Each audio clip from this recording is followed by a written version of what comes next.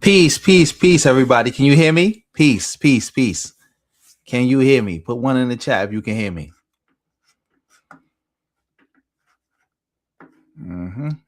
Put one in the chat if you can hear me.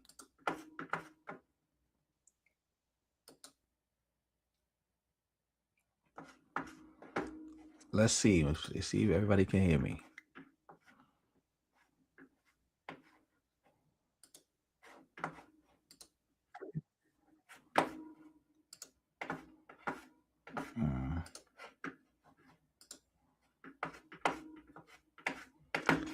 Let me see.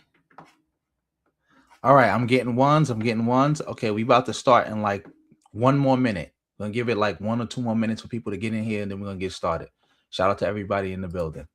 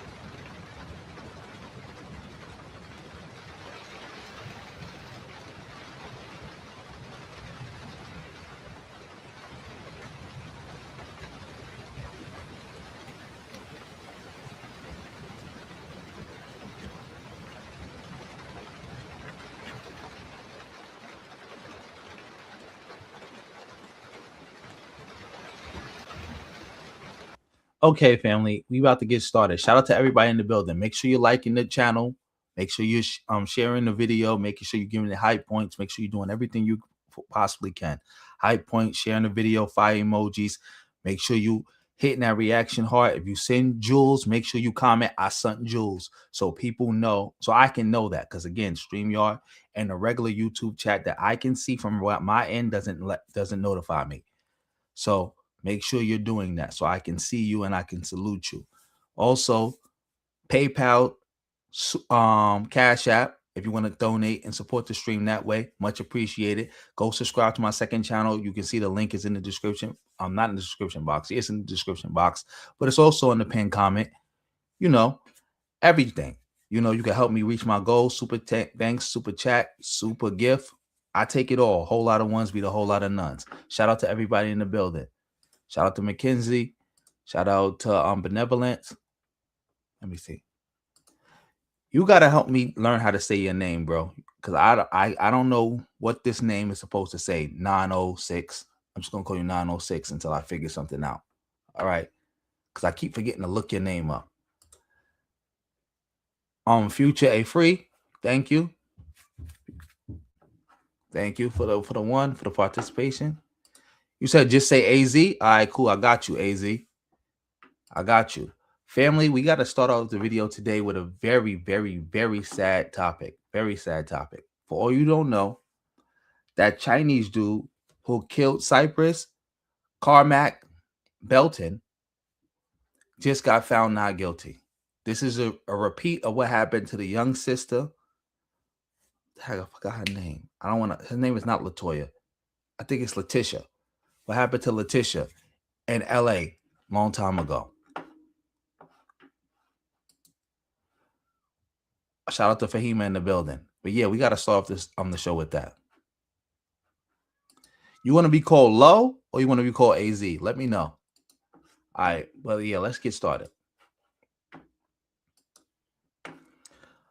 I'm not going to show the video of the brother getting chased down. I'm not going to do that. I'm going to show the video right here of them talking about the case. So we about to watch that right now. Shout out to everybody in the building. We about to watch the video of the brother breaking down what actually happened.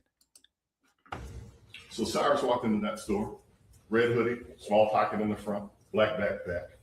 And he walks in and he immediately is asked by the co-owner, Alice Chow, to remove his backpack. That's store policy. Cyrus complies, does exactly what he's asked to do. He puts that backpack on the cooler and begins to walk around and browse throughout the store. He goes aisle to aisle, browsing, looking around, looking at the candy, looking at water, looking at other things in the store. And Alice is directly behind him watching everything that he does. When he walks to the front of the store, she watches. When he walks to the side of the store, she watches. She leans against posts and watches everything that he's doing as he walks through that store. Their adult son Andy is working the counter, and he's watching as well. And as other customers come in to buy things, he'll service them and continue to watch Cyrus as he walks through the store. Finally, Cyrus walks to that back right corner of the store. And again, we know this to be true because of that intricate camera system that Mr. Chow installed. He walks to the back. He opens a water cooler, leans the water cooler against his left shoulder, and takes out 4 bottles of water.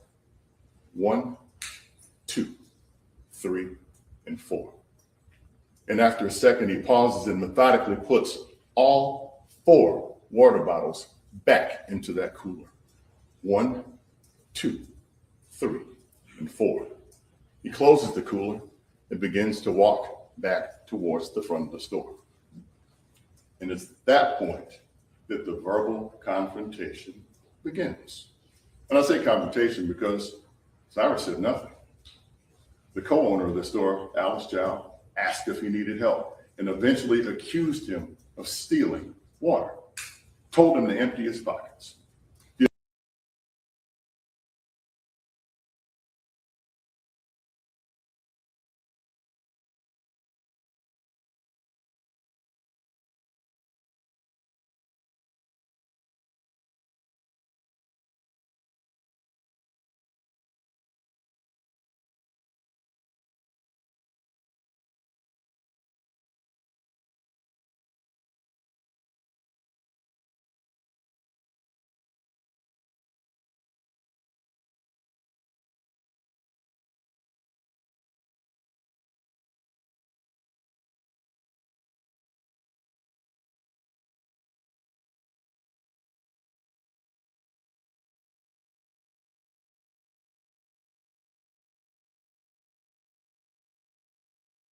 The adult son, Andy, who was watching, said the same thing. You took some water. Give us back the water. Cyrus. Damn it. The audio cut out again. Oh my God, this thing is pissing me off. What I said right now, family, was this. That do you need help is racist. Like when people actually need help, they're never there to help you. When they see you really need help when you go to these stores, and you need help, they don't help you. You call for help, they act like they don't hear you. But if you don't need help, they always in your face asking, do you need help? That's just to initiate conflict with you. That do you need help? Said, I took nothing. I didn't take anything. I didn't take anything. And they continued to verbally attack him, accusing him of stealing water. Interestingly enough, if you look at that intricate camera system, Cyrus is telling the truth. He took nothing from that store that day. As he tried to walk out of the store, they continued to verbally harass him to the point where he took his backpack and calmly walked out of the store. Again, we know that to be true because of that intricate camera system that Chai-Kee Rick Chow installed. And as he walks toward that door, the co-owner, Alice Chow, says something in Cantonese that makes her son run around the counter towards Cyrus. And then Chai-Kee Rick Chow, the defendant in this case, comes from out of an office in the convenience store, armed with a .45 caliber Glock pistol, and follows Cyrus out of that store.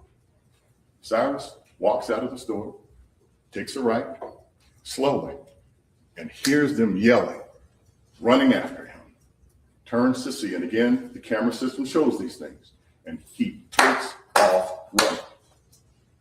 Cyrus tries to run through the parking lot to the point to where he runs out of his Air Force One Nike shoe, runs out of his shoe, doesn't turn around to pick it up because you have an adult male running behind you with a .45 caliber Glock pistol who has falsely accused you of stealing. So he runs. He drops 2 cell phones out of his pocket. We know this to be true because there are witnesses who we expect you'll hear from who'll talk about how they had to throw on brakes to keep from hitting them as they ran across traffic. We know this to be true because of that intricate camera system that he installed. He drops 2 cell phones. One belonged to him, one to his mother. Doesn't turn around to pick up one of those cell phones. Continues to run, falls down, gets back up running, falls again, busts his shin, drops the backpack, keeps running.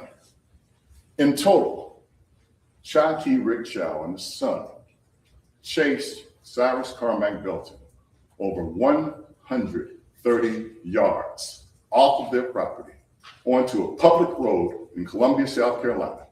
And eventually, after Cyrus fell a couple of times, Chai-Kee Rick Chow fired the fatal shot, which ended his life. Folks, 130 yards is a football field. No, in fact, it's a football field goalpost to goalpost plus 10 yards. All right, that ended it right there. I don't have another video, but shout out to everybody in the building. Jimmy, I didn't know if he had a weapon or not, but even if he did, so what? He didn't. That wasn't against the law. It's not like he pulled a gun on somebody or did something. They chased him, which is illegal. They accused him of stealing when it's obvious to a duck. They can see on their camera system that he didn't steal anything.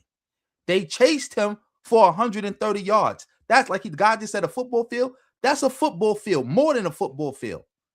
They chased him for that whole time, a bunch of them with the guns, chasing him down. And then shot him in the back. Shot him in the back. Imagine shooting somebody in the back, running away from you and thinking that you can claim any type of self-defense by trying to say, well, they had a weapon.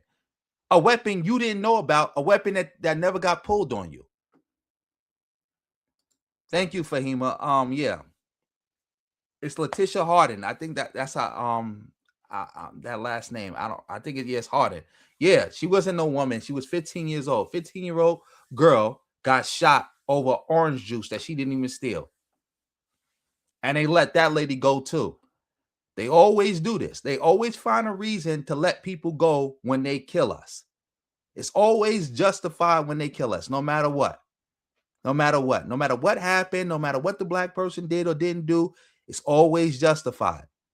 They wouldn't have did that to no white person. And if they did that to a white person, they would not only would the husband have been charged for shooting, the son would have been charged and the mother would have been charged. They all would have been in jail. They would have been found guilty and they all would have been doing at least 20 plus. The father would have been doing life. The son would have been doing like 20. The mother would have been doing like 20 also. If they had did this to a white person. If they had did this to a white person. Disgusting. Disgusting, disgusting, disgusting. I don't even want to watch the camera footage of what happened because like I can't. That's just too much. But I want to show y'all this video too. This is something I saw right here. I think this is about the dude who, in fact, yeah, this is about the dude right here. Can y'all see me? Can I see it? My screen's still. Let me see. Make sure my audio's still good. Yeah, it's still good. Let's look at this. Let's look at this. This was his third shooting. The jury didn't get to know that, but I'm going to make sure that you know about the two previous. Mind you, why did the jury get to know that he did that? This is his third shooting. See, you can't steal. If you stole a Snicker bar in the 3rd grade and you got killed 30 years later, the jury would know about that. If you got suspended from school, the jury would know about that. Anytime something bad happened to a black person, anything that they allegedly did bad in their life gets the jury must know about it. And then it flips it where now the black person who died is on trial. Where we got to justify, where they got to explain and try to justify why this person wasn't bad and why they didn't deserve to die. Disgusting. Exactly. FBA energy for Essence Fest and African hair braiders.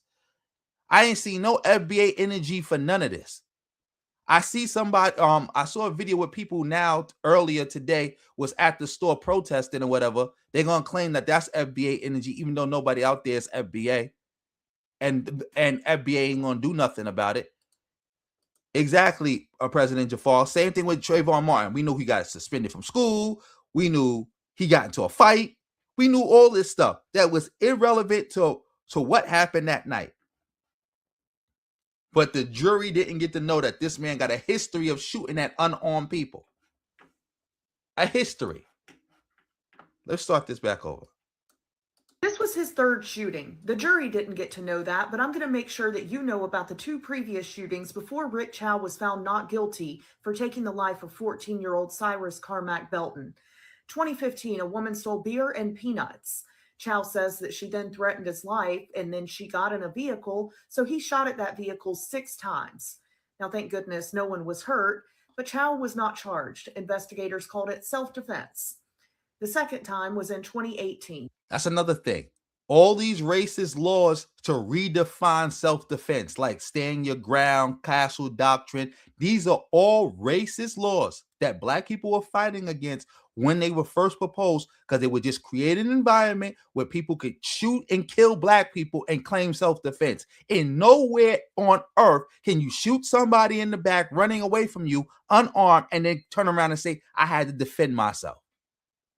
The only way that works is because with a redefinition of self-defense.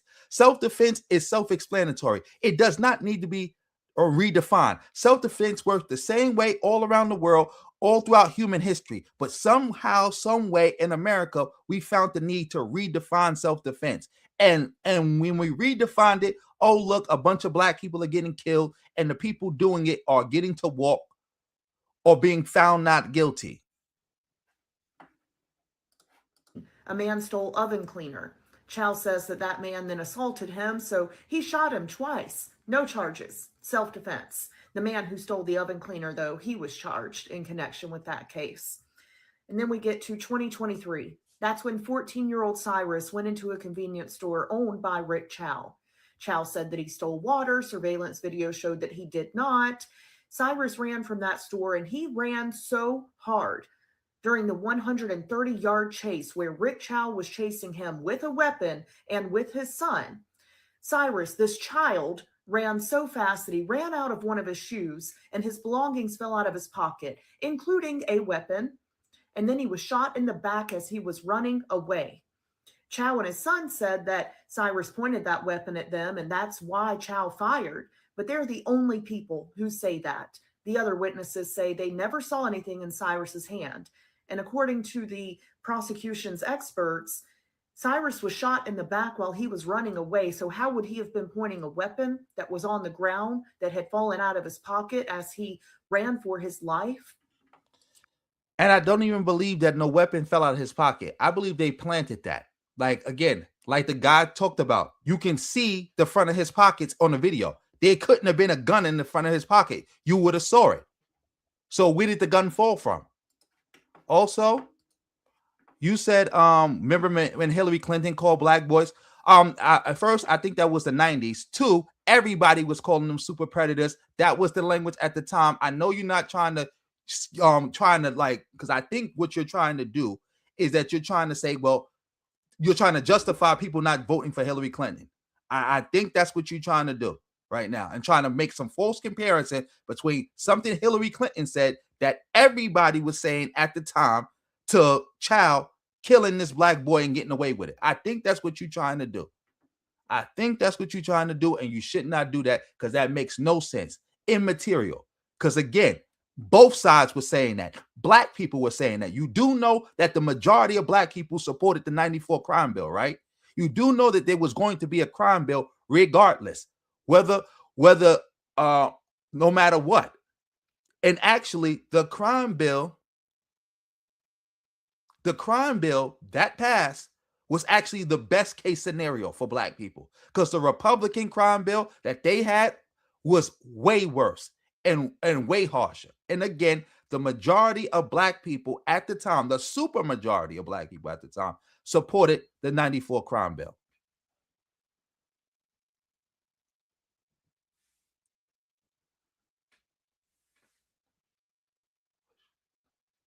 Yeah, for sure. For sure, that was the case.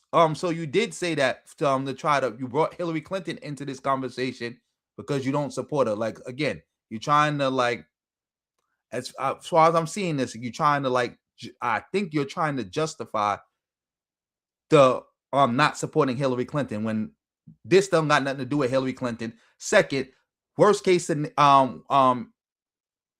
I'm getting confused. You brought Hillary Clinton up into this for what? On top of that, again, the best case scenario was the Democrats winning and the Democratic crime bill, which black people supported, which black people was begging in the street for. Like, this is the problem with people not understanding history and not putting in this proper context. Black people wanted that. The black community was a complete war zone. It turned into a war zone, by the way, because of crack that came from the Republicans with Iran-Contra. Like, I don't know why we keep doing this false equivalence between the Democrats and the Republicans. That's why we going back to Jim Crow now. That's why we about to go back to the antebellum South now. But people keep pretending like these, like it's the same thing. I gotta stop that. You gotta stop that. In fact, since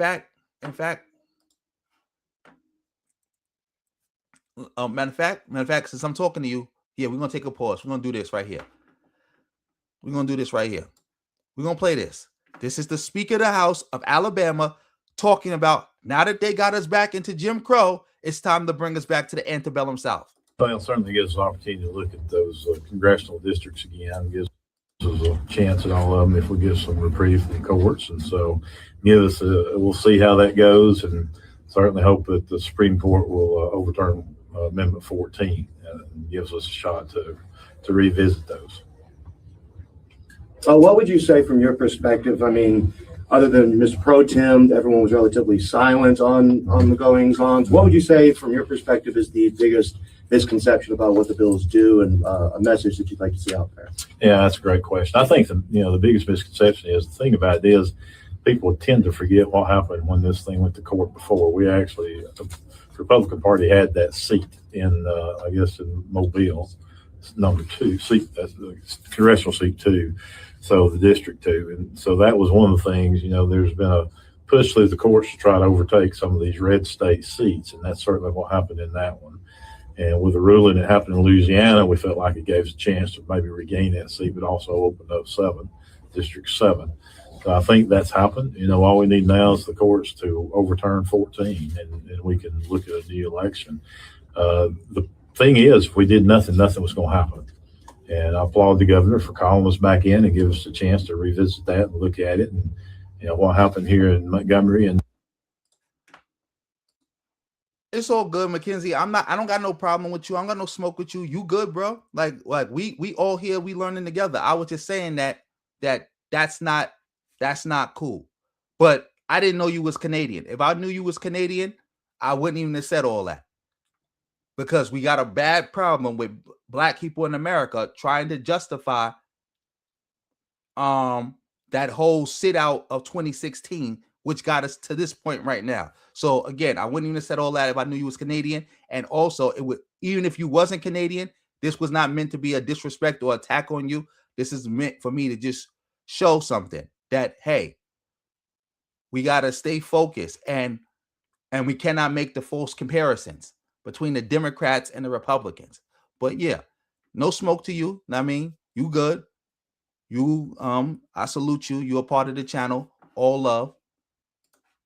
That Senate seat probably should never happen to begin with. And so, of course, I'm at the point that probably none of it should happen to begin with.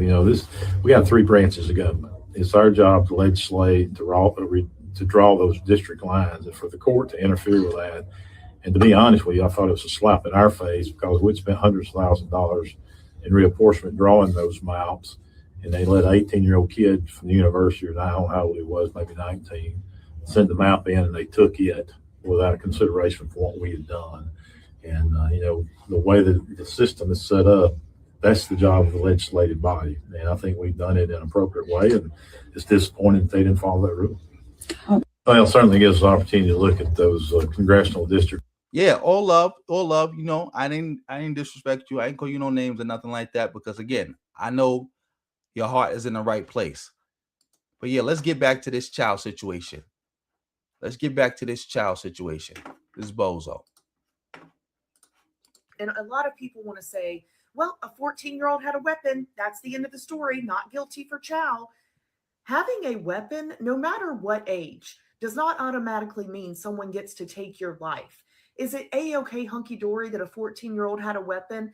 No, but that is not the end of this case. I personally do not believe that he was pointing it at Chow or his son. I believe the witnesses that were there that didn't have a relative on the line for going to prison.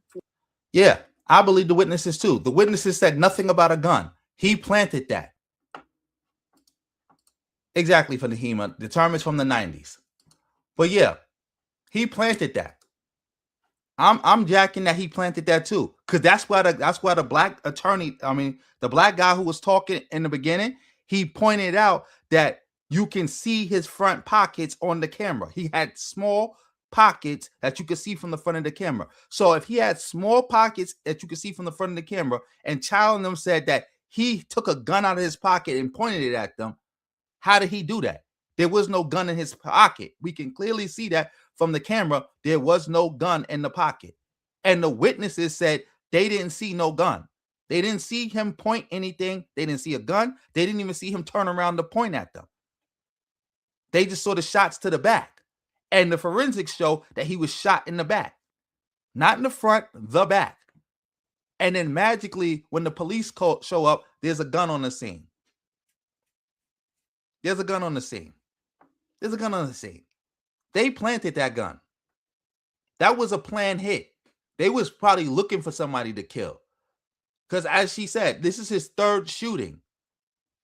And he knows he's going to get off every time. So he probably said the first time he shot, because look at this, how he's getting deadlier and deadlier and deadlier. First time he shot at somebody, he missed. He didn't shoot. He ain't hit nobody. Second time, he shot at somebody, but they survived. Third time, he shot at somebody. He made sure they was dead. Like all that overzealousness for somebody allegedly stealing water, they was zealous like this because they kept getting away with it. That's why they was so emboldened to carry it like this. So emboldened. Of course, they did a sloppy job investigating the case. You got a Chinese dude who they keep letting get off for shooting black people and shooting at black people. They keep letting him get away with it. And then, oh, he killed somebody. Terrible job, sloppy. They wasn't even going to try him if it wasn't for public outcry. They was going to let him get off with just self-defense again. Self-defense again. For this. Other people want to say, well, he may have put the water down, but he planned to steal. Planning to steal or even stealing should not be a death sentence. If he stole a bottle of water, which he did not, but even if he did, call the police, put up a sign that says this. Yeah, we don't even need to. Matter of fact, I was about to say we don't even need to hear the rest of this because this is her just trying to talk to people, trying to reason with the unreasonable. Anybody who looks at this case and think Child was right was just an anti-black racist. That if the shoe was on the other foot, they would not feel that way. It's the same thing with the Carmelo Anthony situation in Texas. He stabbed a white boy fighting him, and the white boy died. Now everybody don't believe in self-defense no more. When you had a similar situation that happened literally in Texas in that same area where a white dude a white student stabbed a Mexican student to death, who I don't even think hit him. And he got off with a self-defense. Everybody was pro self-defense. Now magically nobody is pro self-defense. It's the same thing. It's always the same thing. Always. Like, exactly, Visionary. This is disgusting. I don't even want to keep it going, but I'm gonna have to keep it going just for the sake of completion. Because she might say something else because I ain't watch it to this point.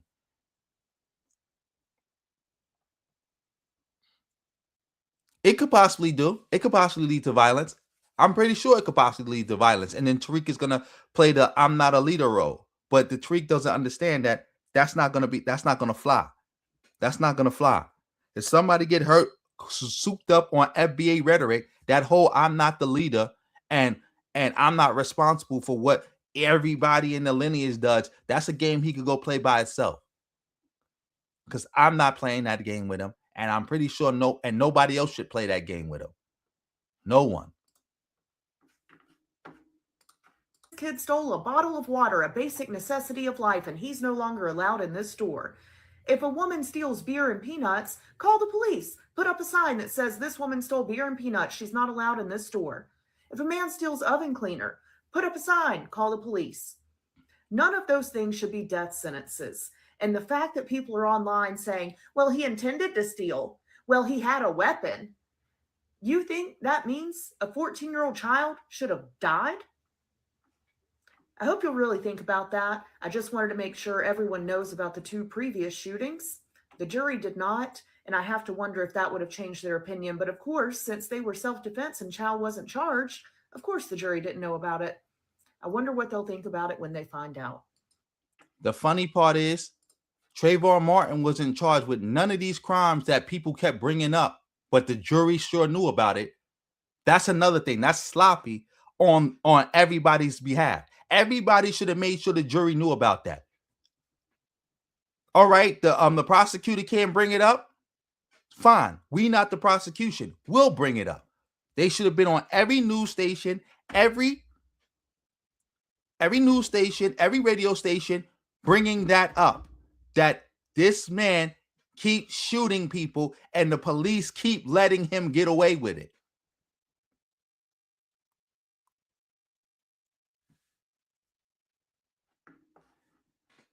Yes, like this is disgusting. Disgusting. Yeah, he just wanted to do this. But again, he's doing that because he has been emboldened. He was emboldened. He shot at a woman that allegedly stole. He shot a dude who allegedly stole oven cleaner. I don't even believe nobody ever stole from him. I believe he just said they stole from him. Just like when he shot Cyrus, what did he say? He stole water bottles. The camera shows he didn't steal no water bottles. So it went from he stole water bottles to, oh, I thought he stole water bottles. This dude just be making it up. He used, oh, you stole as his get out of jail free card. And to charge the other guy with stealing oven cleaner and assault after he got shot, ridiculous. Yes, the camera showed that he lied. He lied. And I don't even think he even had the camera system in those other shootings. But this, he had it in this one, and it showed that he lied. He shouldn't, if he got found guilty, he should have been straight to jail and waited for sentencing.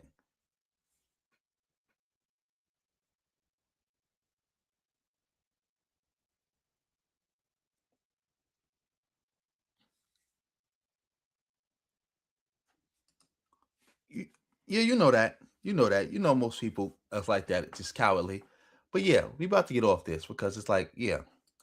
Rest in peace to Cyrus Carmack-Belton. Let me know if anything in this video changed your perspective at all.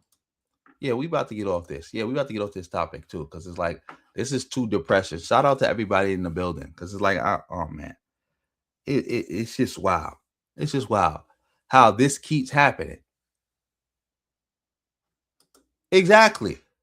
They could, that's what I'm saying. They always do this. They always act like the prosecution always become magically incompetent when it's time to prosecute somebody for shooting and killing a black person who did nothing wrong. Everybody magically incompetent when it's time to defend black people. Exactly. So somebody randomly walked into a gas station to steal oven cleaner. That's all he stole? Oven cleaner? A crackhead wouldn't even steal that. Because what you gonna get for oven cleaner? Oven cleaner is like what, $2? $5? What you gonna get for that?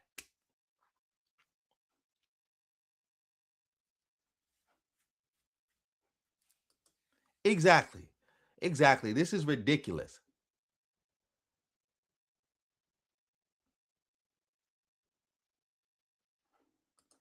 Exactly, Lorenzo.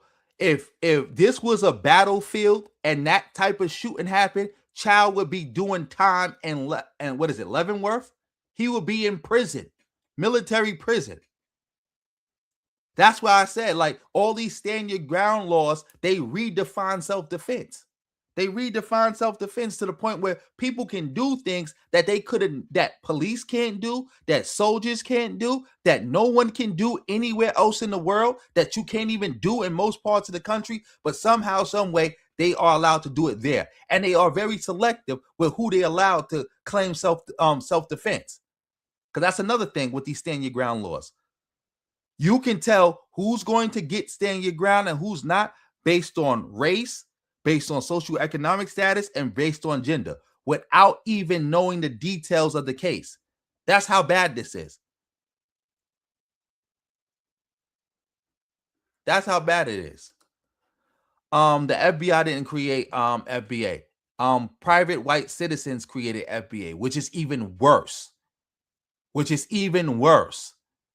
Because it's one thing for the government for an agency with being backed by the federal government to create something like this. Another thing for some private citizens to do it. I'm pretty sure Tariq and them didn't even cover this case. Matter of fact, they probably covered it now because it's in the news and they got an algorithm chase. But Tariq wasn't covering this case throughout the whole time, the updates and nothing like that.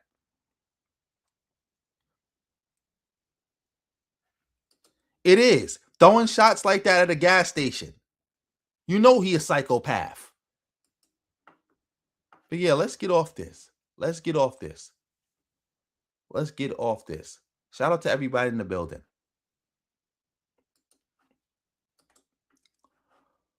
Family, make sure you liking this video, you sharing this video, you subscribing to the channel, you hitting the bell, you doing all that good stuff.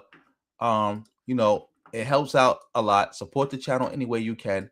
PayPal, Cash App, super thanks, all that is a go. It's in the pinned comment up at the top.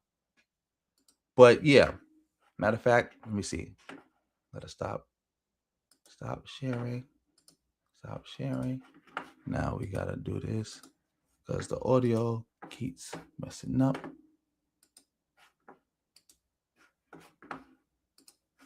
Okay, we back now. We are back. Family, we doing this video right now. This is Phil Scott. Because somebody let me know Felipe Scott, Mexicano Phil, was on the stage with somebody from the NAACP. I don't know how that happened, but yeah, let's watch this. And Phil did an interview with the person after the fact. So yeah, let's watch this.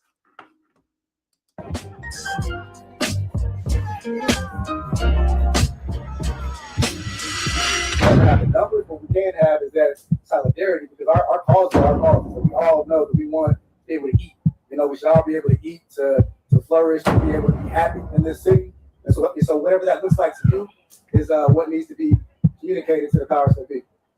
Solidarity with whom? Could you describe who need to be in solidarity with? I'm confused. For me, that's black and brown people throughout the city. Well, I'm not sure what the issue is there. But if it's a numbers game, we're at the same problem. But why are we? Hey. What's all that extra noise and sound effects to make it seem like it was bigger than what it was? Like, Phil, you brought some people there and they booed. It's obvious that the people who was booing that you showed came there with you, Phil. Obvious to a duck. Yeah, stage full of bozos. Stage full of bozos. Of course you see her up there. That's why I said, like, this whole event was some bozo shit. Bozo. Exactly. I'm trying to figure out what was that. But yeah, let's keep it going. Let's see what Phil got to say. Ready? Yeah. And you see that dumb, he said solidarity with who? Tomato. Yeah. Let's see what, let's get to this. All right, ladies and gentlemen, if you have seen the panel and our brother here said one statement and boy, the crowd erupted at that point. So our brother Sean here, like, listen, I'm saying what I said to him on the panel, and that way I get him to respond. We are in a different dispensation of time, and it wasn't more so that you, because nobody know who you are, right? But it more so saw the organization, and unfortunately, you kind of caught a lot of strays. Yeah. So tell people about your history, because some people come to your defense. It was like, man, hold on, y'all don't know, dude. So let people know who you are, what you've done for the community, because like I said, that way people know exactly what you got going on. 100%, man. So I'm an attorney here in the city. Past 15 years, practicing wrongful death cases, civil rights cases, police misconduct cases. I fight for the people. And I fight for the people within systems that are not built for us, that have been historically racist, historically anti. Okay, it was the Ohio Black Expo. All right, so yeah, we got some goofy stuff going on in Ohio right now. Shameful. It's the Ohio Black Expo. Black, and so I am very much for the people. I don't know how to be any other way. With that, I have secured indictments against police officers. I actually have just secured a conviction against a police officer with no cameras and no witnesses, the first time in history. So shout out to the brother for doing that. So I don't know why you even affiliating and even talking to somebody like Felipe Phil, who ain't never did nothing for black people a day in his life. That's what's make this so disgusting too. Phil doing this fake performative, oh, we don't do black and brown alliances, while you more aligned with brown than anybody else. You more aligned with brown than anybody else. You literally paid for your stepdaughter's wedding. She a whole Mexican. You paid for her wedding. You probably paid for the honeymoon. You paid for everything. You've been financing their lifestyle. I'm pretty sure your wife got her own business because you took that pro-black money and invested in her so she could chase her dreams. Because when you first started YouTube, it was obvious to a duck you ain't have a bag, Phil. I remember seeing when you used to stream from your living room. It didn't look like a big living room. It didn't look like you was having your way out here. It didn't look like that. Your situation didn't improve until you got all that pro-black YouTube money. So I'm pretty sure your wife didn't have her own business back then. And even if she did, it wasn't that big. I wonder who invested in her dreams. Sitting up here talking about, attacking the brother on stage, trying to belittle him because he talked about a political coalition and solidarity. which is what we need, because I don't know if you know this, black people are only 13% of the population. If you got every single black person in this country, man, woman, and child, to get behind a candidate, they would still lose because we only 13% of the population. The only reason black people and us have power is because we in coalition. We have political coalitions. And a coalition doesn't mean friend. It doesn't mean that you love these people. It doesn't even mean that don't have different interests. It doesn't mean any of that. It doesn't mean any of that. It just means y'all working together for a common cause. If the common cause that we work together for is just to make sure the Republicans don't win, that's good enough for me. And everything else we beef on, that's cool. Just like World War II. The Americans, the Europeans, the Allies did not bang with the Soviet Union. They were enemies, but they worked together in a coalition to defeat the Nazis. And after the Nazis was defeated, they immediately started going at each other. Immediately. Oh, I found somebody who's getting banned. But yeah, immediately. So yeah, we do have a coalition. Flavor Genuine, thank you for the fire emojis. Like, come on, man. Ridiculous. I saw somebody else who said something that I definitely want. Yeah. One mighty and strong. You hit the nail on the head. There's no black and brown alliance except for Phil's wife and family. Yeah, I know his original show was called The Advice Show. He was not having his way back then. He didn't have, you could tell by the way he dressed, the size of his living room that he was streaming from. He didn't have no crazy bag. Like right now, as far as I know, he lived like in a mansion in somewhere in Texas right now with that pro-black money. You moved them into a mansion.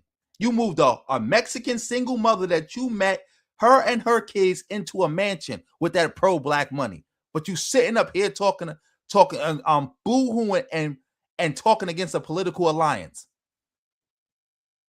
Doing it for clout, just a pure grifter. Do your Mexican wife know you talking like that?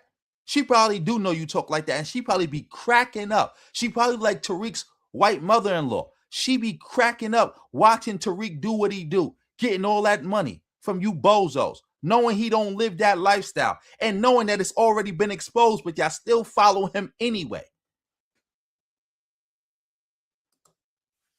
Shout out to everybody in the building. We got like 100 people in the building. Yeah. It probably was a studio apartment. I don't even know if it was a studio apartment, but it didn't look big. It looked like I got a bigger living room than him right now. I tell you what, yep, Tommy Sotomayor.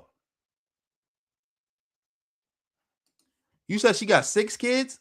I thought she only had like 3. I thought she had like 2 or 3. She probably did. She probably had a bunch of kids. Her husband probably broke up with her. She probably divorced him or something like that. And here come Phil coming to save the day and change her life. Them kids, her ain't never going to want for nothing because Phil is a millionaire several times over. And he going to make sure he support them. He definitely does like a corrupt politician. And he moves like one too. Married a whole Mexican. Crazy. Let's get back to this. I fought an uphill battle, man, and I've recently become president of the Columbus NAACP.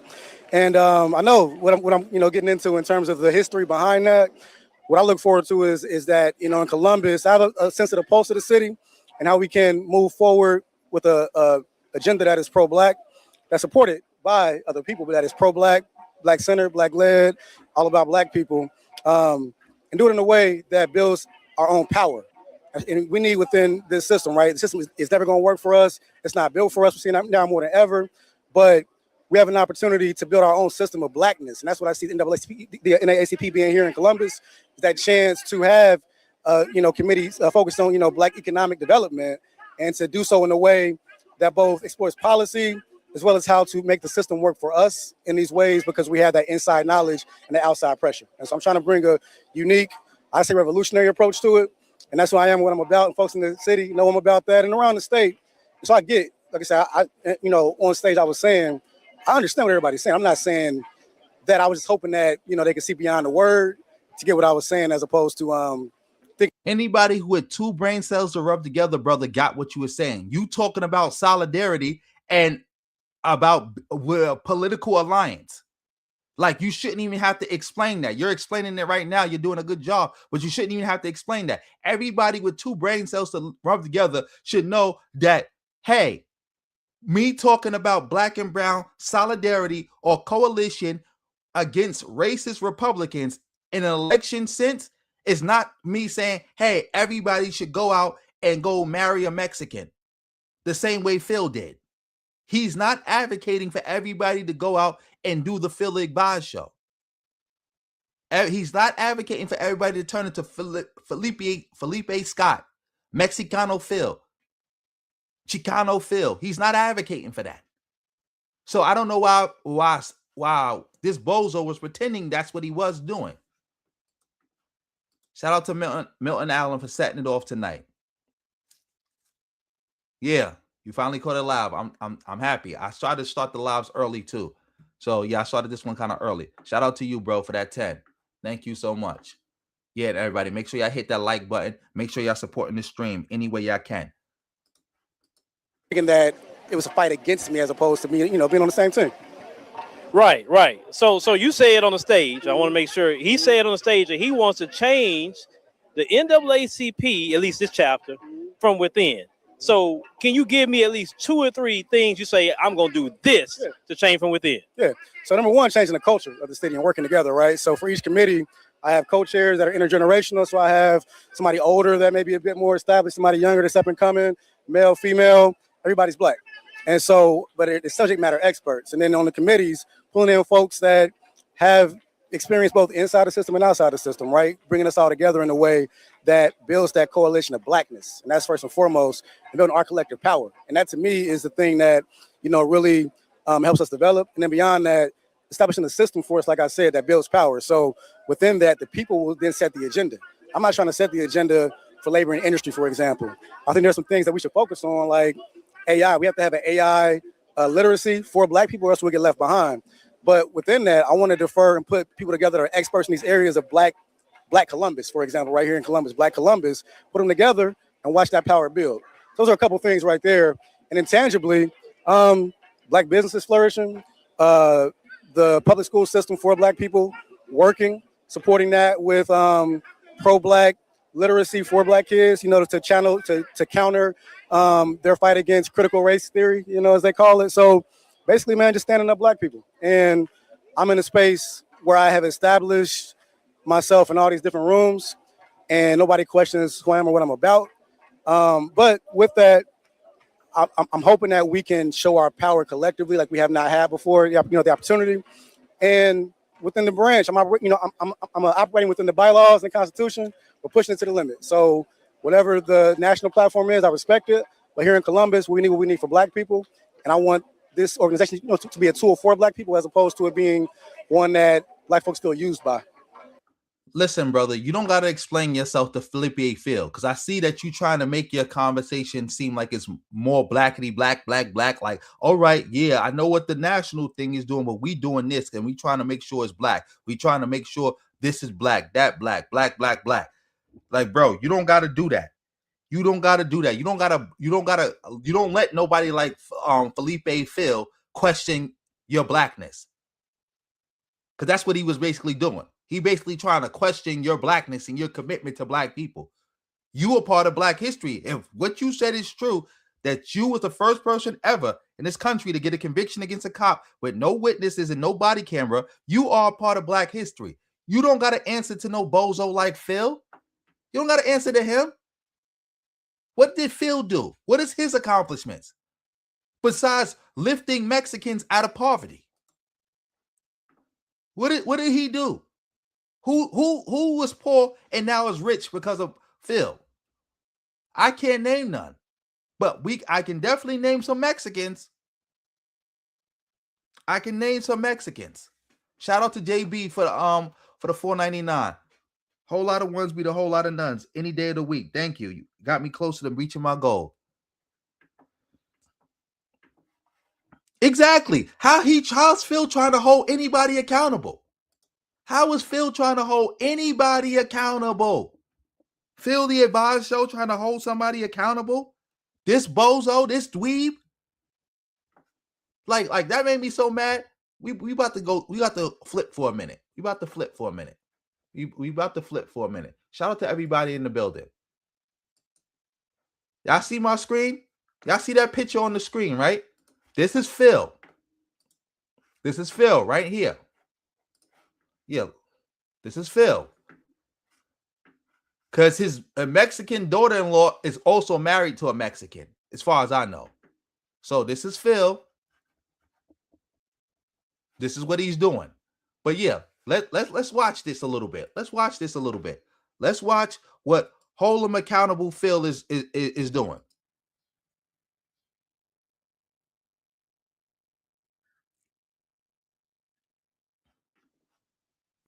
That's Phil, y'all.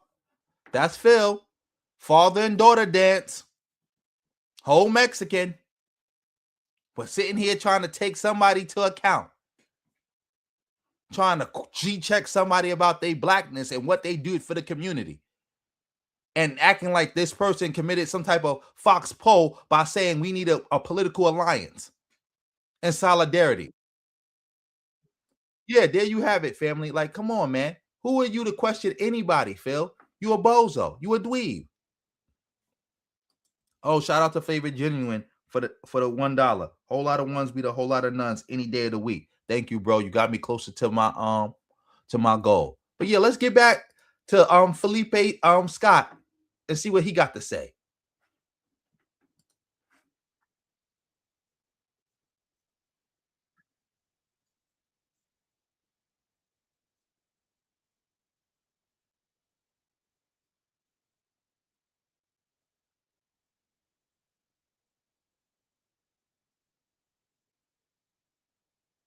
Imagine trying to hold somebody accountable who is literally from the NAACP. Oh my God, y'all can hear me? Because I'm seeing people saying mute. It must have been the audio must have cut out. This is ridiculous. Yo, StreamYard, y'all got to do better. Y'all got to do better. This is ridiculous because it didn't. This be breaking my flow. This be breaking my flow. This be breaking my flow. I'm about to play it right now. Can y'all hear it? Bye. Well, and this has nothing to do with you, Yeah, for sure. but who funds anything, control it. Let me use myself for my example. Who fund me? Y'all heard that? Y'all heard what he just said just now? Yeah, because the audio from the video be cutting out. The audio from the video be cutting out. Like sometimes I cut out, sometimes the audio from the video cut out. Nonsense. Maybe I got too much stuff running. Maybe that's it. But yeah, we back to this.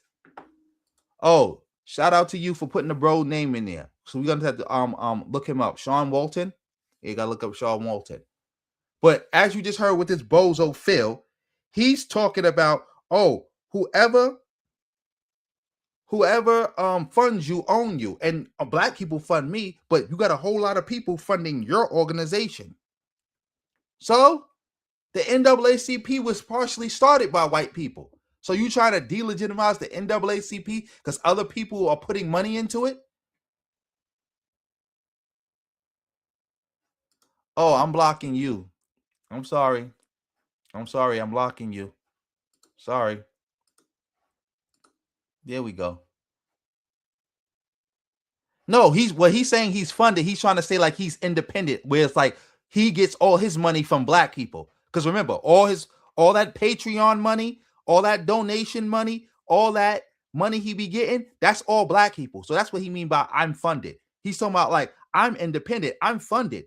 I'm only funded by black people. So I'm only beholden to black people. While you're a part of the NAACP, and the NAACP takes money from white people. So like you're beholden to them. You're not independent like me.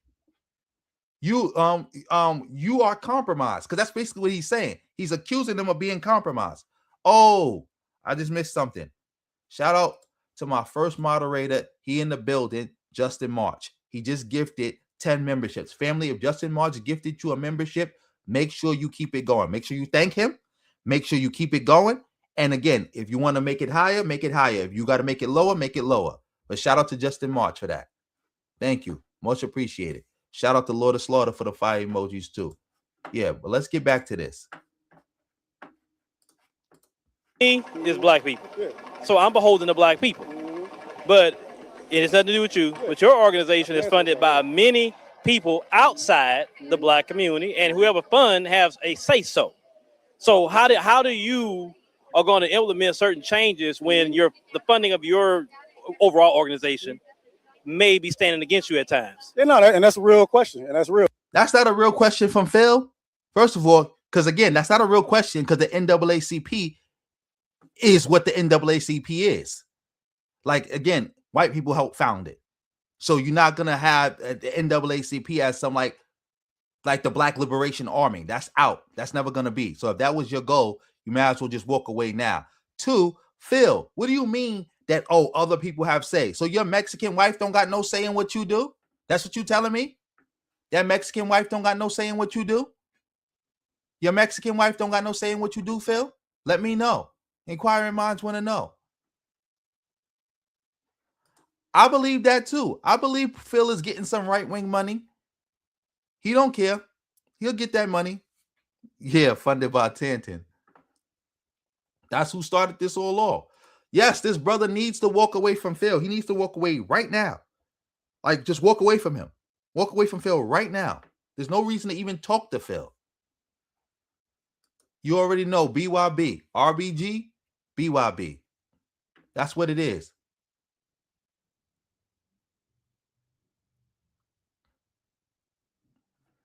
Exactly. See, a political coalition will not work. It's not going to benefit black people.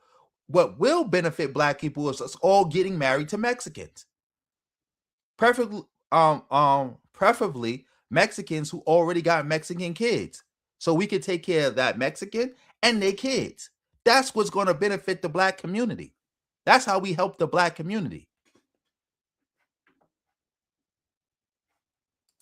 He got a press badge because he got a big YouTube channel. And again, people just be handing out anything to anybody.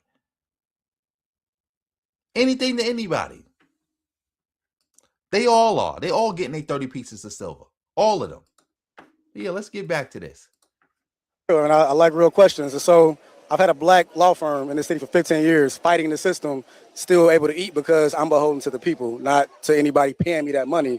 You know, I get paid when I win a case, and I win for black people. Everybody wins.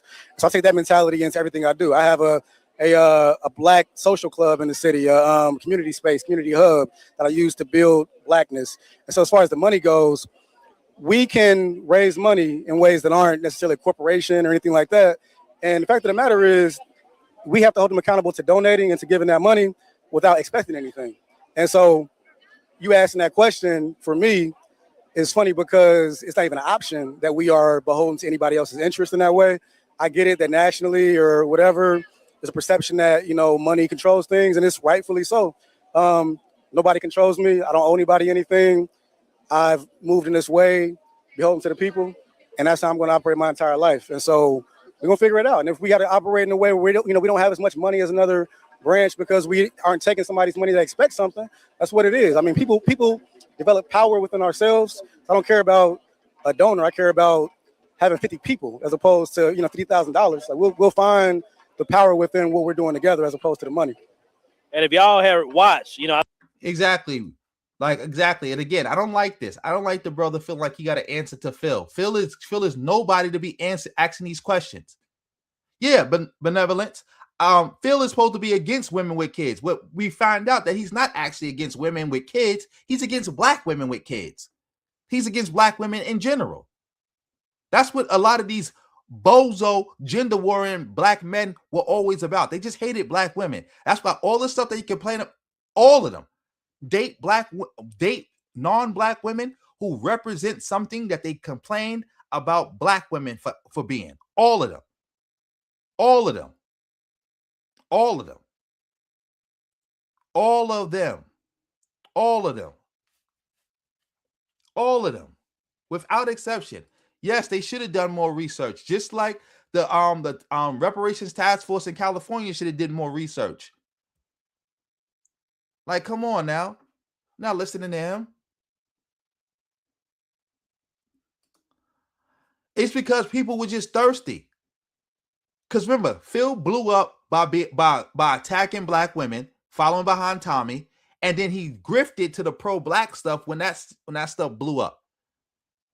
And he grifted, and it was like a lightning in the bottle situation. Like if Phil had to do it over, he wouldn't have made it. Because remember, he got that. That's why he changed the name of his channel to the African Diaspora News Network or channel, because he had linked up somehow, some way, somebody from Ethiopia, if I'm not mistaken, somebody linked him with the Ethiopian government. That's how he got all those subscribers and everything. Got all this press credential because he got linked with the Ethiopian government. And that's probably why he's grifting FBA so hard, because I guess the Ethiopian government ain't throwing him a bag no more. Foundational Love Latinas and Phil. Yep. Oh my God. That's their new name. But Phil is kind of the exception, because he's like one of like two FBA bozos who was on that gender war and stuff that got a Latina instead of a white woman. But hey, here we go. We got to get back to this. You said you thought he was pro-black woman. I know. Oh, like that. You thought he was pro-black woman? You must have came along during the Griff era. Because it was obvious to a duck when Phil first started, he was anti-black woman to his core. And when people would call him out about it, he'll be like, well, I don't hate black women. I'm married to a black woman. He would say that. That's why Phil put a bounty on my head, because I was the one who exposed him first for being married to what he called a white woman. He was calling her a white woman. That's the funny part about it too. When Phil was describing her, when I had the conversation with Phil, he was like, oh, my wife is white. He was like a white Mexican or something like that. Yeah, hair had it hyenas. Because remember, he got it from, what's this called? What's his name? Tommy, hair had it hooligans. Then he came up with hair had it hyenas. Yeah, he was just a Tommy clone. Shout out to Future Free for the 199. Whole lot of ones beat a whole lot of nuns any day of the week. I don't think, no, he don't got mommy issues. Phil was, if I'm not mistaken, was married to a black woman before. And they do have kids. They had kids together. And they had a bad breakup. So I think that's what drove Phil in this direction. Just like Tommy. Tommy came out with all this anti-black woman stuff after his one of his baby mamas got him locked up because she put him on child support and he wasn't paying it or something like that. Yeah, he put a bag on my head. Phil put a bag on my head before. We watched the video when people was talking about it before. Like, and he deleted that live stream because after he got exposed, he was like, yo, I want to find out who this Haven dude is or something like that. Or people was like, Haven put out the picture. I didn't put out the picture, by the way, but people thought I put out that picture. But yeah, let's get back to this. Shout out to everybody in the building. I told our brother here, because he just stepped in this position, right? And some things that he said that people kind of erupted about. At one point in time, I thought the same way like you. I said the exact same words you said. Until later, I realized that just wasn't going to work. And so we had different stages, and that's okay. So that's why I had said to you, I said, give you 12 months, because it takes time. You can't do it. You said, I can do it in 2. No. Give you at least a year to try to implement your policies. And then we could revisit. And then, because my thing is, Phil said he used to think the same way. Phil, you still think the same way. You are married to a Mexican woman who has Mexican kids. I don't want to hear I used to think about a black and brown coalition or black and brown solidarity. I don't want to hear nobody arguing against black and brown when you black and brown in the bed. I don't want to hear that. Black and brown in the sheets, anti-black and brown when you speak. I always want to give black people a fair chance, right? Not just because we disagree on something, just throw you away. No, give you a chance. And then so So that's why I'm telling everybody, give the brother a chance in Columbus. But like I said, after a year, then do an audit, and then we say, okay, all right, brother, now we gave you a chance. And I think that, we all have different tactics, different strategies. But if we have the same end game in mind, we're going to figure out how we get there. And I think every city throughout the country is going to have a different approach based on the history in the city, the dynamics and everything. And so when I was speaking to the Columbus dynamic. It doesn't change anything. It's still a very pro-Black agenda. But if I knew that that folks didn't know me in that way, I would just kept it Black because that's really what it is. But I want brown people to support us. And if they don't, they don't. It'll still be what it is. But I think that, they'll understand that, if we can all rise together, their issues will be supported, in time in their different way. But our Black agenda is our Black agenda. It'll be that, regardless of who supports us. I think in Columbus, there's opportunity for allies that do align with our vision to support us without co-opting the vision, but supporting what we're doing in our Black-led agenda. Let me tell you what I've said on my platform. I'm not against allies, but I don't support collective groups. In other words, you can be of any community as an individual, and you ride with us, we ride with you. But I don't do wholesale collective support. And let me tell you why. Because if you look at the exit polls of every presidential election, whatever, you can see how people's political ideology align. And a lot of their ideology do not align with me and you. So that's not true. That's not true. The majority of Latinos do not vote Republican in America. So are we looking at exit polls throughout the history of America, especially because we're looking throughout the history. And you see that slick stuff he said? Oh, I don't align with groups, but I will align with individuals. So that's how you justify being in a relationship with a whole Mexican? Because she's an individual? She's not a group. She's an individual, so it's okay. Can't make this up. No. It's spelled with a J. Because, in Spanish, the J makes an H sound. Shout out to everybody in the building. This is ridiculous, bro. Yeah, he cracked. Shout out to Naps in the building. Everybody go subscribe to Naps channel when you get the chance. Yeah, he cracked the 1 million, but the reason is because, again, all those supporters. He got mad African supporters, and he used to do big numbers back in the days. Remember, his channel died because he basically became an FBA grifter. Like a lot of Africans who was with him in the beginning, they not with him no more. They're not with him no more.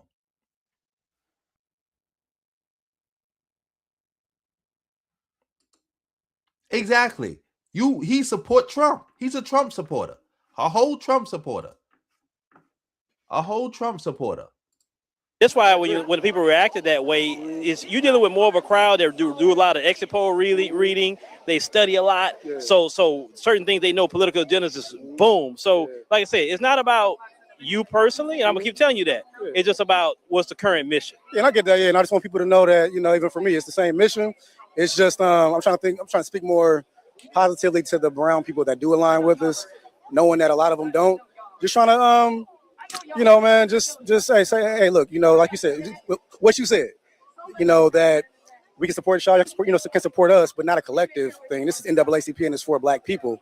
And to Black people, I say that. And when I want to, get some brown people to support us, I may say Black and brown, but, it's just, I think, like I said, a different audience, different setting. And I get why that was triggered in that setting. I don't dismiss that.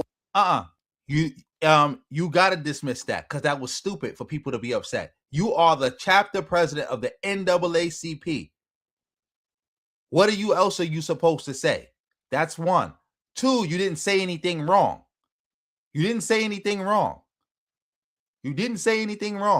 Like, again, I don't like this, that we got a bozo like Phil the Advised Show thinking he can take you to task and question you when you got your own practice. Legal practice, when you out here winning lawsuits for Black people, when you out here securing convictions, when you out here actually doing the work. This bozo only show up to be around Black people when it's time to get a bag. Who is he to talk to question you in anything you said? And again, you didn't say anything wrong. I don't like this. Whatsoever. I just don't want it to change my message. My message is the same. And that's all, man. It's just I get it. Like, we are rightfully triggered by certain things, but we think the same thing. Like, that's all. Well, before I wrap up, I want you to do me a favor. Yes, sir. I want you to meet with the LULAC chapter. Okay, that's in Columbus. Do they have a LULAC chapter in Columbus? I've heard of one in Columbus. Okay, find the closest LULAC chapter. I want to see if you can sit down with them and see if you guys align. Because if LULAC cannot align with you and fight for the issues, because historically, LULAC said, I don't want to ally with them. Who is LULAC? What are you talking about? Talking about historically. Like, you just making up stuff now. Like, this is crazy. So you challenging him to go find some Latino organization and say that's, well, 100 years ago, somebody who was a part of the organization said that they didn't want to work with black people.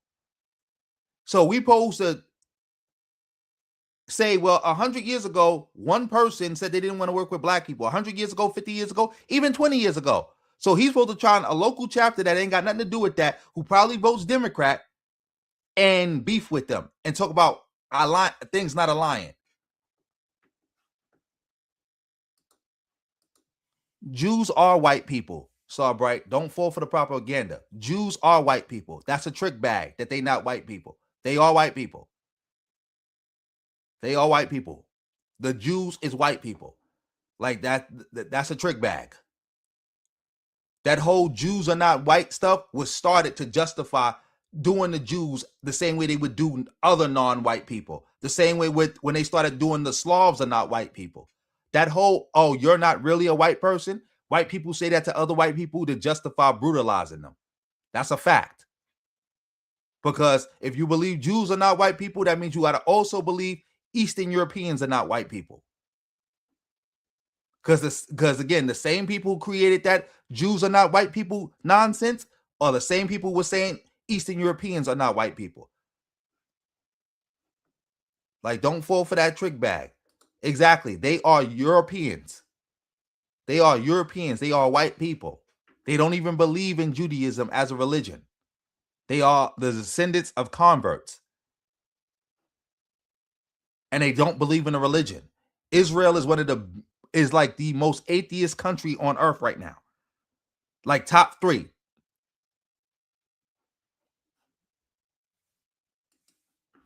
Top 3. Their problems is their problems. Okay, so I would believe it when I see LULAC start partnering. Right, they're the largest Latino civil rights organization. Right, and I'm not against Latinos fighting for Latino rights. They should, but just like we should be fighting for Black American rights, FBA rights. Okay, so that's all I'm saying to you. Yeah, for sure. And when I say, come on, man, you said it best. We got a YouTuber pressing a lawyer about how the work he do in his city. A lawyer who, again, shout out to Sean Walton, who is a part of Black History. Black History, getting pressed by a YouTuber who's married to a Mexican who takes all that black money that he gets, because remember, like he said, I'm funded by black people, and splurges on Mexicans. How much you want to bet how much money left out of Phil's pocket that went into his wife's pocket that went to her family? How many uncles, brothers, sisters, mama, papa, grandparents done ate off some of that pro-black money coming from Phil? How many? How many? Exactly. Tomato, tomato, tomato, tomato.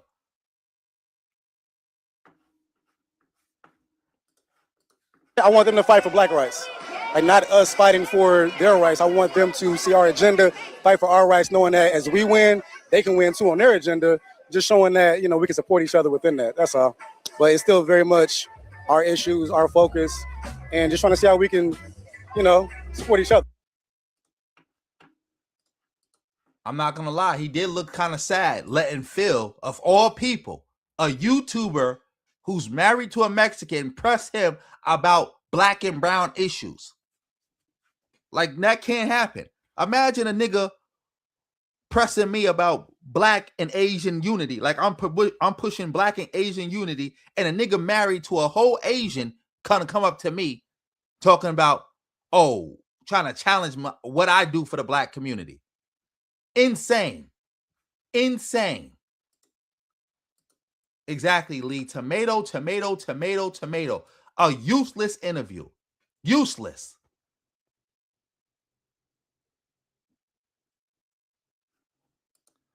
I didn't say all Jews. I'm not talking about all Jews. When I say Jews are white people, we talking about the Ashkenazi Jews.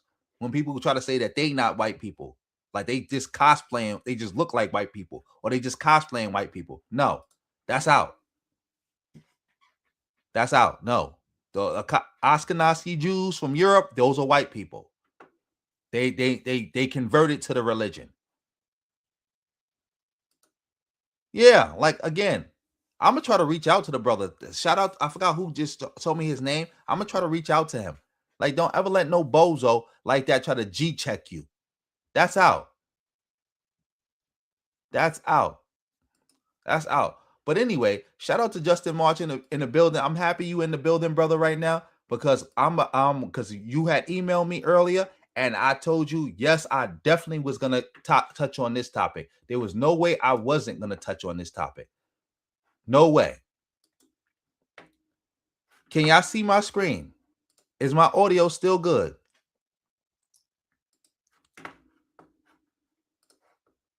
For all you who don't know, the video came just like I knew it would come. This is FD Signifier, and he's making a video called Why I Left the Left. But you see, it says Why I Left the White Left, which I said was going to happen. I'm not going to say I said that was going to happen about him, per se. Let me take that back. But the reason why, because I did not watch this video, but I'm pretty sure the reason why he's making this video is because of Graham Platner. Graham Platner. Because he's going to talk about all the things I said. All the things I said. Yeah, so thank you, Ali. Yeah, that's his name. All the things I said. All of it. Like I told people, the white lefty is not our friend. They are our enemy. There ain't no, it's horseshoe. When it comes to anti-blackness, it's horseshoe theory with them and the Republicans. They on what accord on anti-blackness. That's why when people was challenging me, talking about, oh, Haven, you always attacking lefties. You know some of our greatest black people were lefties. And I said, they were lefties, and they all left that shit because they realized how racist they were. I said that. I said it comes a time when if you really pro-black and you on that and you doing the leftist stuff, you're eventually going to leave because that anti-blackness is going to become intolerable. And I guess it just went too far for FD Signifier. With because I'm pretty sure again this is about Platner, the guy with the Nazi tattoo on his chest. But yeah, let's watch this. I'm putting all white leftists on timeout until further notice. I've been hanging around y'all too long, and now I have lice.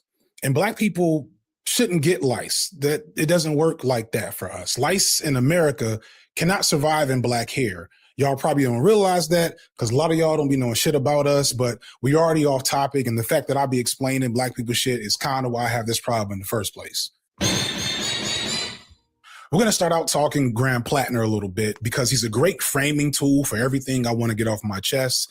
I want to be really clear. I'm going to say that a lot in this video. I don't like this dude. He feels like a seasonal villain from a prestige political drama like House of Cards or Scandal or something. I'm not saying he's a Nazi, but he's at least like Hydra or Order of the Cyclops for those of you that watch Watchmen. No, that's out. I don't jack Platner at all. I do not believe for 1 second that Platner did not know that that was a Nazi tattoo on his chest. For all you don't know, Platner had a Nazi tattoo on his chest. Probably the second most famous Nazi symbol behind the swastika, which is the Totenkopf, the death head. He had that on his chest. Mind you, it's not like you can't convince me none of the lefties who bigged him up and pushed him to this point didn't know he had that on his chest. I don't believe that. They knew he had that on his chest. They knew it. They knew he had that on his chest. And again, they thought no big deal. They thought no big deal. Because it's like, there's no way you're going to tell me the group that calls everybody a Nazi, like that was like literally like a meme in the 2010s. and now that the lefties call everybody a Nazi. They don't agree with you, you a Nazi. You say something that go against what they say, you a Nazi, you a Nazi, you a Nazi. So the group that accuses everybody of being Nazis didn't recognize a Nazi tattoo on somebody's chest. And not even that, his online history. The white lefties, they are terminally online. All they do is look up people's online history. All they do is check for people's digital footprint. So you telling me they didn't know that he made a bunch of racist statements in the past? They didn't know that? They didn't know that? They knew that. They didn't care. Just the same thing with whatever his name is, Fetterman. That bozo. Who had a whole issue where he had a situation when he pulled a gun on a black child before. Lee, you don't know about the tattoo? Matter of fact, I guess we're gonna have to find that tattoo. Give me a minute, family. I'm about to go to that right now. We're about to find that tattoo. We have to find that tattoo. Shout out to everybody in the building. Matter of fact, I'm gonna let FD Signifier talk a little bit more while I go find that tattoo. All those years ago, he just is that guy, and it's incredibly obvious to anyone who isn't some of y'all. And this isn't just taking issue with his military service. I don't have a purity politic toward anything, really, if you know me, but definitely not ex-military people on the left. I am anti-American military. Like, I don't want to misconstrue that. But there are also Black Panthers who were ex-military. The American military spends billions of dollars marketing and propagandizing young people across this country. So I try to hold a nuanced position for how that works. But I wouldn't apply this to Platner. 4 tours and Blackwater and a Nazi tattoo is a lot. And I know that's not a hot take. I know even more moderate folks would agree with that. So I have to wonder, why and how is Platner being pushed so hard by the establishment and the online left in general? Platner is not being pushed by the establishment. The establishment fought Platner tooth and nail. Tooth and nail. Tooth and nail. He was being pushed by your online white lefties. He was being pushed by them. Family, I found the tattoo. As you can see on your screen. Can you see it? Can you see it? That's the tattoo, Lee. Right there. Nazi tattoo. A Totenkopf. This is either the second or third most famous Nazi tattoo. Nazi symbol. It's the swastika first. You could argue the SS Thunderbolts second, and then it's the Totenkopf. It's right here, the death head, Nazi death head. He got this tattooed on his chest. They didn't know that. All these people cry about the the Democrats and their support for the wars in Middle East. Platner was like you just heard, was literally a Blackwater mercenary. That's why I told you these lefties are unprincipled. Unprincipled. Oh, I don't know how to spell Totenkopf. Just type in Nazi death head and it's going to come up. Because that's what the symbol is. Totenkopf is what it's called in German. But if you want to know what it is, just type in Nazi death head and it's going to pop right up. Yeah. Exactly. Like this is weird. He literally worked for Blackwater. He was a Blackwater mercenary. So we're going to ignore that he was a Blackwater mercenary. We're going to ignore that he got a Nazi tattoo. We're going to ignore all the racist and all the sexist stuff he said online. We're going to ignore all of that, and we're going to just we're going to still push him because he got some good economic policies. Mind you, the same people who are behind Platner are the same people who told you we can't vote for Kamala Harris because of something Joe Biden did. And that you're somehow supporting the genocide of the Palestinian people by saying, hey, I'm going to vote for Kamala Harris. Oh, shout out to Nick Black. Yeah, I think that's how you spell it. Totenkopf. Shout out to you, bro. Thank you for that participation. Family, participate in the live. Drop comments, hit that reaction heart, donate to me if you can, all that good stuff. Like, yeah, this is disgusting. Exactly. Same thing they used to do for Fetterman. And that lady in what's her name? The lady in Arizona, the senator from Arizona, I forgot her name, who used to be a part of the Green Party. The same thing they did for Tallarico, because they attacked Jasmine Crockett because she took money from somebody who's connected to somebody who's connected to AIPAC. But Tallarico took $50,000 from Trump's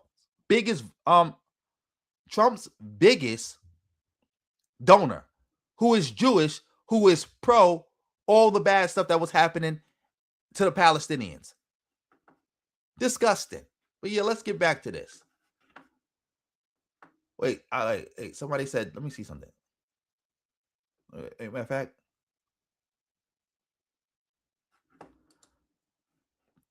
wait, talking about. Shout out to Vegeta in the building. I think I just saw something from him.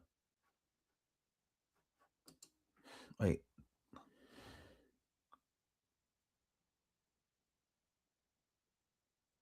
Yeah, I've been fed up with them. I already knew what type of time they was on. Already knew. You said this is damage control, Vegeta? It might be.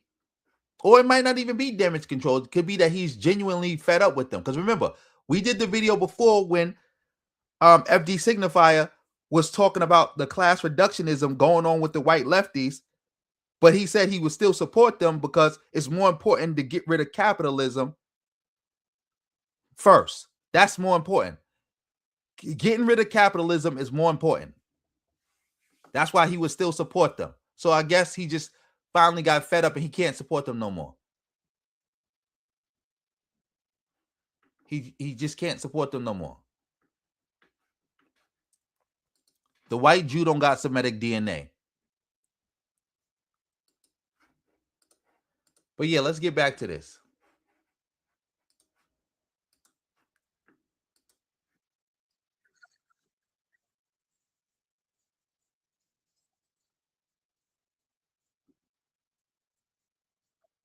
Oh, look, the Bernie Bros.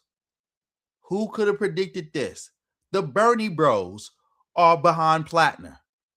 The people when people were rightly pointing out that these were a bunch of racists, they didn't like black people. The only reason they support Bernie Sanders and not Donald Trump is because Bernie Sanders got better policies than Donald Trump. And then lo and behold, Bernie Sanders lose the primary. They all turn out and go vote for Trump. And tell people don't vote for Hillary Clinton. Who could have saw that coming?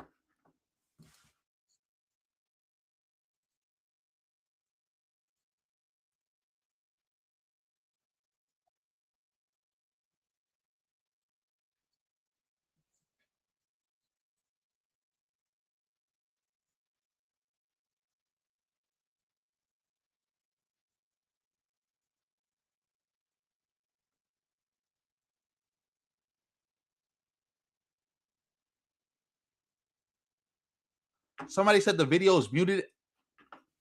You said the video is muted? Oh my God, bro. Oh my. This is crazy. Insane. I'm tired of this. Lord have mercy.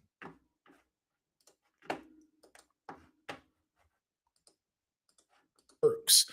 But I wouldn't apply this to Platner. 4 tours and Blackwater and a Nazi tattoo is a lot. And I know that's not a hot take. I know even more moderate folks would agree with that. So I have to wonder, why and how is Platner being pushed so hard by the establishment and the online left in general? Platner is the latest project out of the Fight Agency. The Fight Agency is a political consultancy that was started by some ex-Bernie Sanders, ex-John Fetterman folks. And in recent years, they've been behind the success.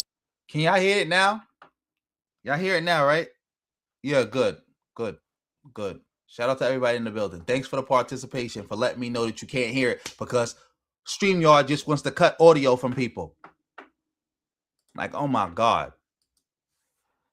Mr. G's, you said I'm missing some context. So just let me know. What am I missing? of Zoran Mamdani, as well as people like Dan Osborne, Bob Brooks, etc. And aside from Zoran Mamdani, you kind of see what's happening here. All we're missing is Hank Hill. Like, the main, mostly valid argument that I will get about Platner is that he's one of the few folks amongst the Democrats that vows to pull military support from Israel. Not a single taxpayer dollar. I wonder why the guy who got a Nazi tattoo is so anti-Israel. I wonder why. Should be spent on arming and defending a country that commits a genocide. And that is extremely important for Palestinian liberation. But I do have to ask, why are we being asked to not just tolerate Platner for that reason, but to see him almost as the future of the Democratic Party and maybe even the left?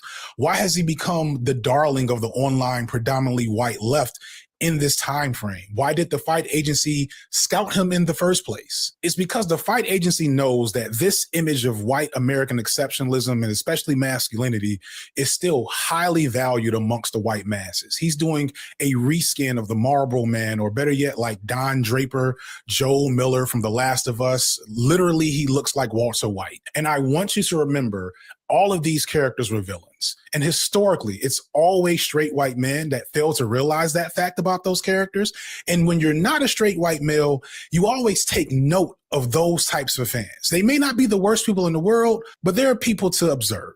But the left falling for the same trick like this is not surprising when you realize that white leftists in America have never consistently had a halfway decently developed racial analysis. And this is just a historical pattern at this point. Again, Exactly. And a historical pattern. That's why nobody should have been banging with the left to begin with. That's why I keep saying this to people. I kept saying this. These are the enemies. I've been pushing that for like over 10 years. These are the enemies. These are the enemies of black people. And you never side with the enemies of black people. They're the enemies of black people. Open enemies. Open enemies. This is not a frenemy situation. This is not, oh, we are in a coalition, but once we get the big bad out the way, we'll kill each other. It's not one of those. These are open enemies. No different than the Republicans. Virtually no different than the Republicans. I'll say that. Virtually no different. Oh, I think also too, Regina, that this new beef that FD Signifier got with Bad Empanada broke his brain. It broke him because I guess he didn't get the support that he thought he was deserving.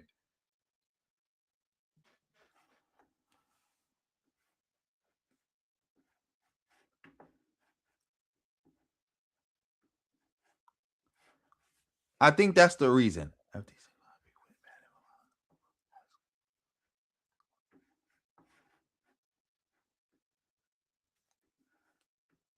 Yeah, that might be it.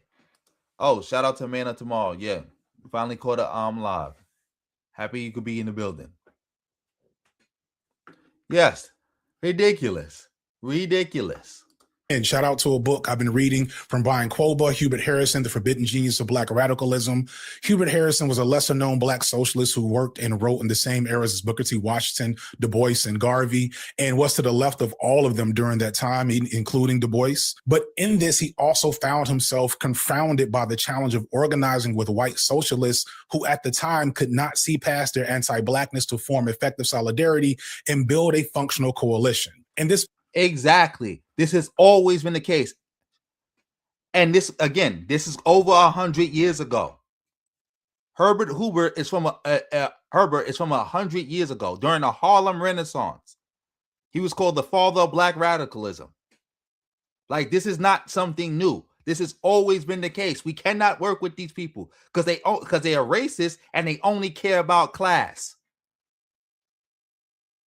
Either they're racist or they only care about class. So that's why we can't work with them. We can never work with them. Pattern has never stopped repeating, which is illustrated by this excerpt from Eugene Debs that's in the book. In capitalism, the Negro question is a grave one and will grow more threatening as the contradictions and complications of capitalist society multiply, Debs allowed. But this need not worry us. Let them settle the Negro question in their way if they can. We have nothing to do with it, for that is their fight. Debs here exemplified the way in which even radical white people who called for a working class revolution against capitalism could simultaneously distance themselves from the specific challenges facing the most oppressed segment of the working class. I'm bringing this up because I want to... Exactly. That's not true, Drill Will. Garvey nor the Honorable Elijah Muhammad allied with the Ku Klux Klan. That is a lie. That is a lie that people tell to try to defame them. They never had no alliance with the Ku Klux Klan ever. That's a lie. That's a lie people tell to try to defame them. Not true. Not true at all. Never had no alliance with them. Show that this is an infinite loop at this point. White leftists with little to no racial analytical frame can't help but censor their sensibilities, even in the face of obvious red flags, or clearly better options if they don't appeal to their aesthetics and need to censor themselves. Why have we centered Graham Platner when we have Chris Robb, who, from what I understand, is the furthest left candidate the Democrats have ever had in any political race? And he low-key still fits the gruff leftist daddy kink that so many of y'all seem to like. Another face that I haven't seen on my feed at all, and I had to get from somebody else, is Charles Booker. Booker has as progressive an agenda as you can have in mainstream politics and is in a very vulnerable red state that could use a lot more attention and support from the online left. And it's not there. Booker's not just anti-sending weapons to Israel. He's Medicare for all. He's for universal basic income, stopping data centers, decriminalizing poverty, and reparations. Is everything you can want from a mainstream politician, but he's invisible compared to Platner. I don't follow elections much unless it's local, but I have seen Platner's face a million times more than either Rob or Booker. Rob did spend some time with Hassan. Booker, he's got nothing as far as I can tell. Meanwhile, Platner has tons of interviews, Majority Report, Mehdi Hassan, New York Times. Why is this happening? Why is that viable? From my perspective and experience, a lot of white leftists understand that it's bad to be racist, but they don't actually understand why racism is bad or how it works. The absence of a critical understanding of how whiteness works is why a lot of them fall for the same trick over and over, to the point where the fight agency clearly has this type built out just for y'all. If you want to, they not falling for nothing. That's what they about. And Drill Will is that's not a historical fact, and it wasn't strategic. See, I think you might have been getting it confused. They had a meeting. There was no alliance. They was trying to cause some type of deconfliction. And also remember, the KKK had the power. Most white people in positions of power were either part of the KKK or they were beholden to the KKK. So meeting with the KKK was like meeting with the government. They had meetings. They were not in an alliance. They didn't have no coalition. They were not working together. Garvey roasted them, and so did the Honorable Elijah Muhammad. No, they did not have no type of strategic alliance with those people. That's not true. I guess we're gonna have to do a show about that to really go over what really happened with the KKK. Vote for Platner as an odious candidate that will help end military support to Israel, go ahead, but it should be treated as a tainted compromise for the sake of a free Palestine, not a vision for the future of the left. He should not be in our faces as much as he is. He should not have the defenders that he has that I know will show up in his comment section. He should be the online left's sneaky link that you never see in the light of day and never talk about in public. And the fact that so many white leftists don't feel this is sadly par for the course. The red flags that he has don't bother some of y'all because those red flags have never been weaponized against you. But when you're someone who's historically been targeted by this archetype, you pay attention to those patterns. You don't compromise with that.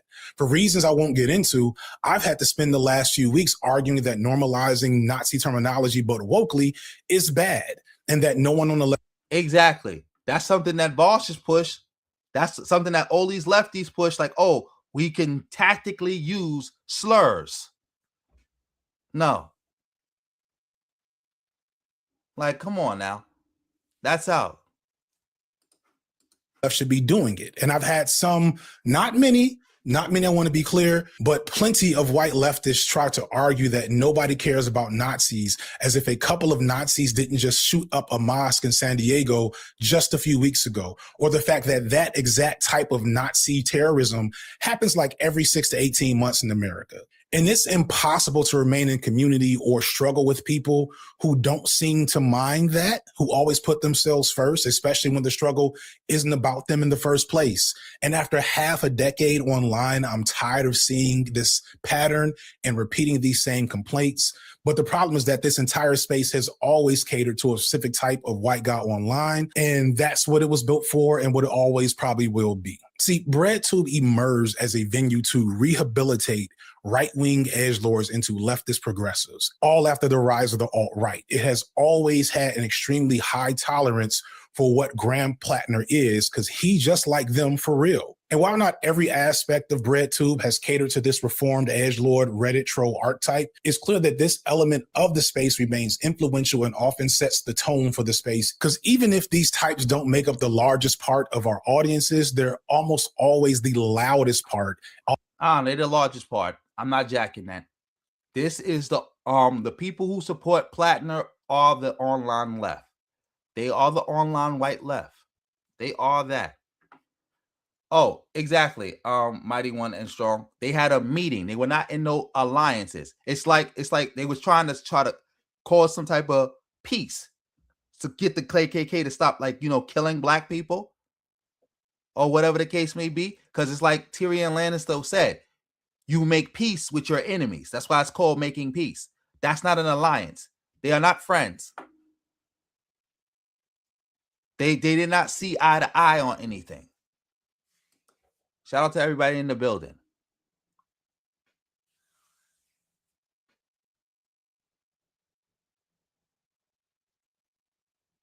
Exactly, James. Exactly, James. The moment it came to light that he had a Nazi tattoo, it's not like he used to have one and it got covered, or he had a little one like on his thigh or something and nobody knew about it. He had it on his chest. He took his shirt off. These people know him. These videos were public. These people have researched him up and down, in and out. They knew about that, but they still decided to push him anyway. And when it came to light, they hid it. And when it came to light, they still chose to back him anyway. They chose to back him anyway. They chose to back him anyway. Like, you can't make this up. They both were against racial integration, but the Nation of Islam and the UNIA was for black separation. The KKK was for segregation. Like, do we got to play the clip again when Malcolm is telling y'all about the difference between separation and segregation? They did not have. That's another thing. That's a lie that people like to tell. They both believed in the same thing. No, they did not. No, they did not. They both were. That's a half truth. Yeah, they both were against racial integration, but one was for separation while the other was for segregation. And they can and those two things can't coexist. Either you're going to have separation or you're going to have segregation. You can't have both. Always the most online and the most active of the bunch. So let's talk about some drama for a bit. For years, I have not responded to drama publicly. And any drama from other creators whose opinions I don't care about, you haven't heard me talk about it publicly. And the reason for this is people don't care. People don't care about petty squabbles between creators that agree with each other 90% of the time. None of this is really material to any useful action toward a free Palestine or any social issue that you might care about. So rarely do I dedicate time to it in a serious sense. Some creators thrive off drama, and they can't attract an audience otherwise. And see, this is why we got the BYB. And that's why, again, we talked about it, I think it was yesterday, third wave black internationalism. We're not doing this. You keep centering Palestine. This is how we ended up in this situation to begin with. This is how you had bozos like Mark Lamont Hill talking about don't vote for Hillary Clinton because if she lose, Trump could get in there. And then next time we could come and we can use all the bad stuff he's doing to build a true leftist coalition and we can free Palestine. We not doing that. We not setting ourselves on fire to keep nobody warm. That's out.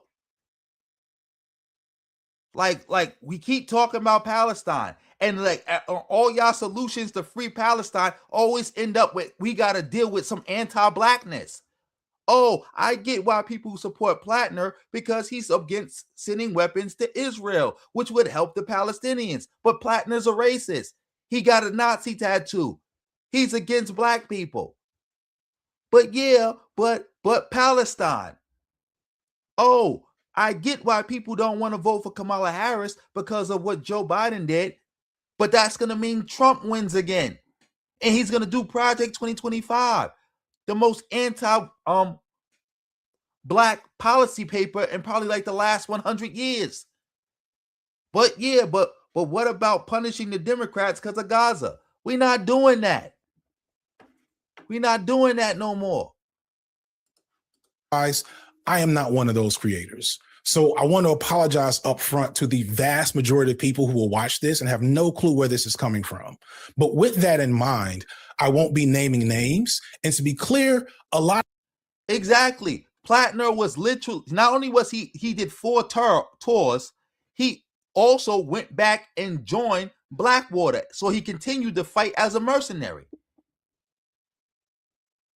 Like that's what's so crazy about this. He continued to fight as a mercenary. That's why I told you also, these online lefties don't care about Palestine. They just use that as a way to attack the Democrats and and liberals. That's it. They use it as a way to attack establishment Democrats and liberals. They don't, and black people. They don't care about Palestine. Yeah, make sure y'all hitting that like button. Making sure y'all hitting that like button. Thank you for the fire emoji. Support with a fire emoji if you already hit the like button. One of the things I'm going to say aren't going to be intended explicitly towards a few people, and it's more so me responding to a problem I've been seeing forever in the space as a whole. But before I even go there, let me clarify some things. I am unequivocally a supporter of a free Palestine. I see Palestine as a colonized nation, and no, I do not think Israel has a right to exist because it is an imperial project and cannot exist as anything but an imperial project. I do not even condemn Hamas. And I've had this stance on decolonization for years. If you pay attention, I don't know if this is a shocking thing to hear me say. It's only that probably if you haven't been paying attention. But a lot of y'all only, we'll get there. You cannot put limitations on how colonized people fight their. We're not doing that. Exactly. I brought that up too. How many people have died because of U.S. aid getting cut? The death toll is already in the hundreds of thousands. Hundreds of thousands of people. And I brought that up during the election. Like, do you hear about what Trump's saying he wants to do? You're going, so let me get this straight. Black people you want black people to deal with Project 2025. You want us to lose everything. You want Trump to come in there, still do the same stuff that he was that Joe Biden was doing, plus hurt all other amount of people around the world. We got to worry about a war with Iran, all this other extra bad stuff for the Palestinians. So everybody else got to die. Everybody else got to lose their freedoms. Everybody else got to do everything else because of the Palestinians. That doesn't make any sense, especially when we know that they're not going to be free. It'd be one thing if you was a Palestinian and you was pushing that line and you knew your people was going to be free and they were going to benefit. But we know that's not the case. We know that's not the case. That's why we know that the white lefties don't care about nobody. The white lefties don't care that Trump get in there and do all this bad stuff and hurt everybody because they accelerationists. They want Trump to go in there and do all this bad stuff, knock everything down, destroy the Democratic Party so they can now rise up and do what they're doing now, where they got all these candidates that they pushing and they're winning elections left and right. You think if Kamala Harris had won the presidency, we would have somebody like Platner right now? We would have somebody like Fetterman. We would have somebody like that lady in Arizona. You think we would have somebody like Tallarico running for senator in Texas? We wouldn't. We wouldn't have none of this.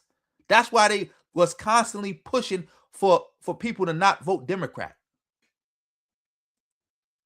They wanted this to happen. They wanted somebody like I said, with the bozo Mark Lamar Hill, who was saying stuff like that. Like, oh, let Trump get in there. He's gonna cause a wreck. That's gonna it's gonna break up the Democratic Party, and then we can come as lefties and put ourselves in charge of the Democratic Party, and then we can win elections, and then we can create our lefty classless utopia, or whatever the case may be. Nonsense. Killed all those people. How many people in Africa is dead right now because Trump is president? How many? Exactly. Like I always been saying, they don't care about Palestine. They don't care about them. They don't care about them.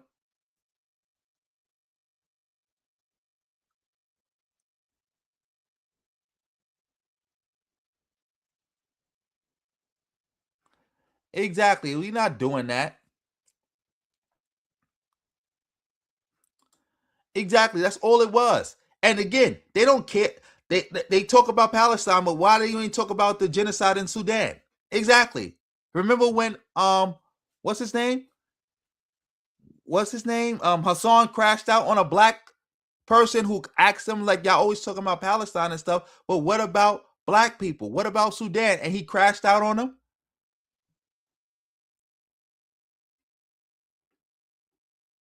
Yes, Ebola, yeah, all of this.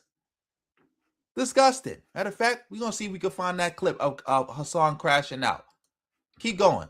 Oppressors. So no, I won't condemn Hamas the same way I wouldn't condemn the Mau Mau's in Kenya, or the Nat Turner slave rebellions, or the Haitian Revolution, or the IRA in Ireland. All of these entities were called terrorists at the time of their existence by their oppressors, and all are recognized as liberation movements today, despite the ugliness those movements may have existed in.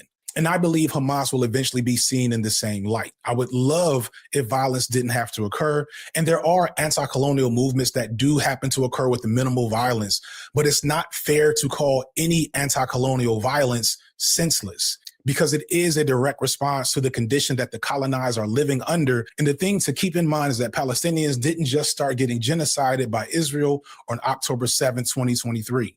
Now, I've seen people say that I've said nothing about the genocide in 3 years, and those people do not watch me. I've expressed my support for Palestine in multiple videos across multiple channels. One thing I'm really interested in with Palestine right now is because there's very obviously bad faith actors trying to involve themselves on all sides of the issue. Oh shit, it's 4,000 people in here. What the fuck? Let's talk about Palestine, motherfuckers. There are students across the country at college campuses protesting. We're not doing this because, again, I guess he's off the Platner stuff, and now he's just going to talk about Palestine all day. We're not doing this. We are not doing this at all. Matter of fact, let's see if we can find him getting back to Platner, because, yeah, we skipping past all this Palestinian stuff.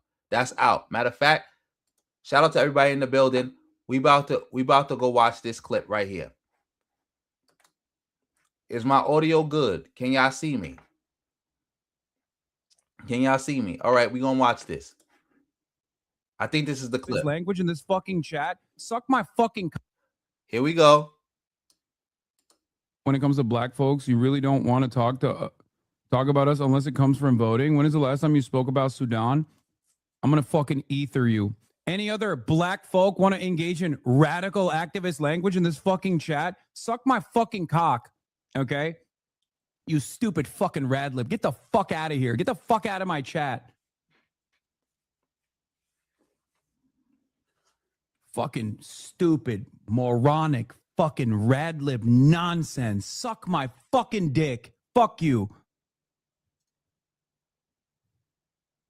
You think you have a pass in here to fucking speak like this?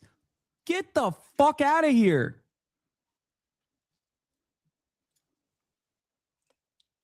Dumb fuck. You think I'm gonna fucking baby you?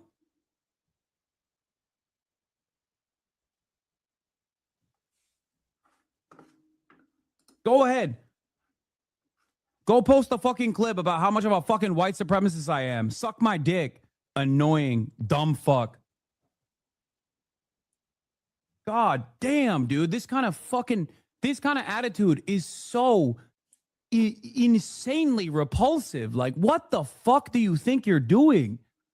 We're talking about fucking creating a larger, broad, people-backed movement and fucking creating solidarity. And you immediately got root.com article regurgitators in here instantly being like, sweetie, you don't understand black people. Shut the fuck up. God damn. That attitude left a long fucking time ago. It doesn't work, okay? Keep advocating for your own fucking demise then. Fucking standpoint theory ass motherfuckers. Oh my God. Yep. He definitely, it does. Again, all the person did was ask him a question and talk about how he's not talking about Sudan and stuff. If that person said free Palestine, let's not forget free Palestine, he wouldn't have did all that. He wouldn't have did all that. He would not have done all that. You say he gets back to Platner? Good. Because, yeah, we about to fast forward past all that Palestinian stuff. We're not doing that. We're not doing that. Yeah, disgusting. He did all of that.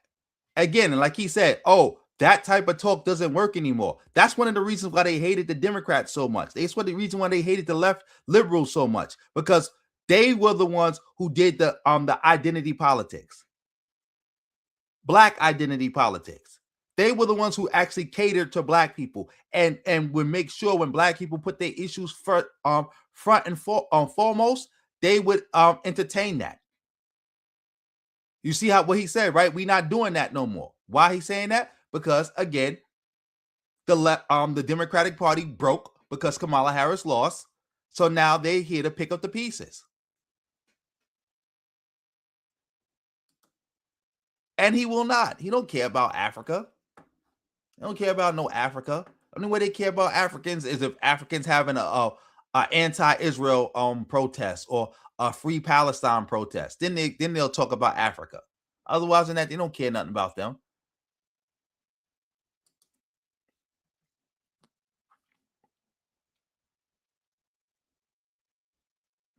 Of course, anybody would know that. But again, they don't care about that because they're accelerationists. Kamala Harris winning doesn't break the system. It doesn't give them power. Remember, as we can see right here, he's celebrating Mamdani winning the mayorship for New York. You think Mamdani wins this election if Kamala Harris wins the presidency? You think he even runs? Oh, thank you. Yes. So yeah, well, let's get back to that. So yeah, let's get back to that. Let's get to the 21-minute mark. Because again, we're not doing this whole Palestine. That's how we in this situation right now. What I call again, second wave black internationalists. That's how we got into this position. Drama was on the way because I know how a lot of these people move. Especially as your voice gets more respected and grows, the thing that is happening right now, as we say all these names, right? If this manages to break containment, you can expect 55 response videos, right? And it might sound like fun right now, Dr. Ball, the marriage of hate. But as a person who's been in that crucible, in the eye of that hurricane, it's not, and people, I've seen people in the chat be like, it's about money and numbers. No, it's the frustration of having your voice distorted, of having what you mean and what you're trying to say distorted, and you literally cannot fix it. I know that a lot of these white leftists have zero shame, zero self-awareness, and zero interest in actual coalition building on this platform if it means they might have to decenter themselves. And that brings me back to Platner. Platner is popular because he's BreadTube personified. He is the former edgelord rehabilitated into the hero for oppressed people to make up for his past sins. And mind you, every piece of anti-colonial liberation theory that you will ever read will tell you that the colonized must free themselves, but don't tell that to your favorite BreadTuber or favorite BreadTube fan, because they'll swear that it's them that's the key to liberation for insert other group here. But further, Platner shows the failure of the American left presenting a principled anti-Zionist stance to a larger general public. I've noticed in my personal life and online that there's been a rise in what I'm going to describe as America First anti-Zionism. And normally when I make up a new term, I want credit for it, but please do not repeat. I'm positive there is somebody more worthy, some actual Palestinian scholar that is saying the exact same thing I'm saying. So find them and give them credit for that term. But Platner is a perfect example of what. Exactly. The only time they talk about Africa is when South Africa went to go sue Israel. I forgot to mention that. Thank you for bringing that up, Vegeta. Oh, and your block, whoever you are. We don't play like that. Not here, we don't. Exactly.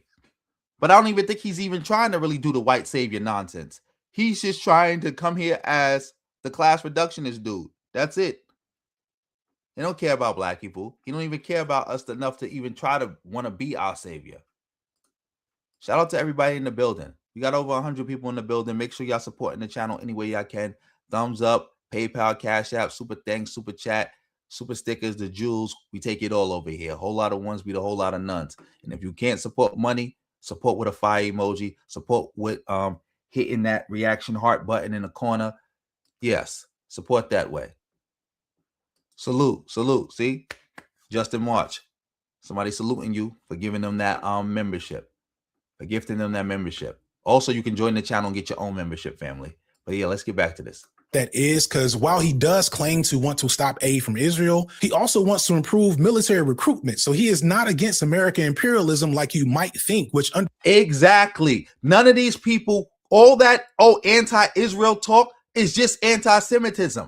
Just like with it's the same from the left, the same from the right. All these right-wing people attacking Israel for quote-unquote committing a genocide. If the French were doing the same exact thing, but 1,000 times worse in Africa, they would have nothing to say. They would even be bigging it up. They're only mad because it's Jews. If you take the Jews out and have the Germans or the Italians or the Swedes do the same thing to an Arab nation, they would have no problem with America supporting it. None. That gave away the game right there. You're anti-Israel, but you're pro the military-industrial complex, and you want more people to sign up for the military? So the only part of the military you don't like, only part about America's foreign policy that you really got a problem with, and the only part of the military you really got a problem with is the part that supports Israel. I wonder why, Mr. Nazi tattoo on your chest. Exactly. That's why you got all these lefties bigging up Nick Fuentes now. Because he's turning on Trump and he's talking about how he's anti-Zionist. Of course it's proof. Again, a Blackwater mercenary killed how many people? It's not like they didn't know that. I didn't even know that till he just said that. I knew he served in the military, but I didn't know he was also a Blackwater mercenary. Any anti-Israeli stance he holds, and that's typical of pretty much all the Democrats right now. The sad reality is that the Democratic Party and the alleged progressive leaders in America have allowed themselves to be outmaneuvered on Zionism by the likes of Tucker Carlson and Marjorie Taylor Greene, who, unlike anti-Zionists on the left, are in fact obvious anti-Semites. Tucker Carlson is a crypto white supremacist who has spent years trying to normalize the Great Replacement theory, and Marjorie Taylor Greene is a former QAnon adherent who brought us Jewish space lasers and believes in blood light. Yet both are being mainstreamed in a way that I wouldn't have thought possible just a few years ago. People like Carlson and Green have infinitely more reach and influence than any of your favorite bread tubers, and thus they have been able to frontline this American first anti-Zionism, and it's become a popular position. It feels like for the first time ever, and this is a good thing, and I'll explain why in a second, anti-Zionism is a popular sentiment to hold. But anti-Zionism that is America first is letting America off the hook for its role in that genocide.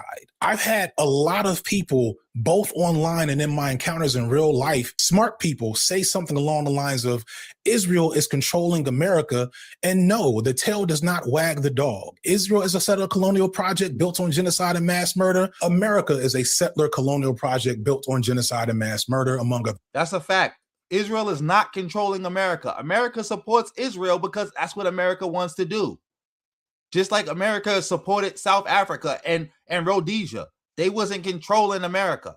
Just like America funded all the wars of recolonization by the European powers after World War II. They weren't being controlled. America wasn't being controlled by these people. America is just white supremacists. And they back in white supremacy. The end. Yes, I'm happy I'm not the only person who thought that. He wanted to use the N-word so bad, but he couldn't. He couldn't. He wanted to. That's why he could barely speak. He couldn't let it flow like he wanted to let it flow.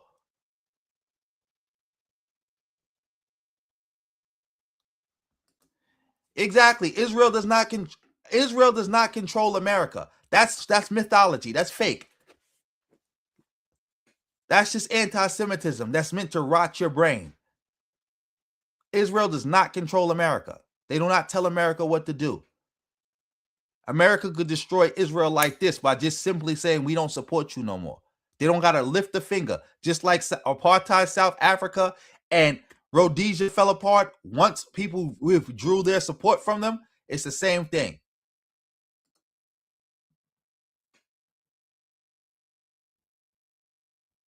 Yes, exactly.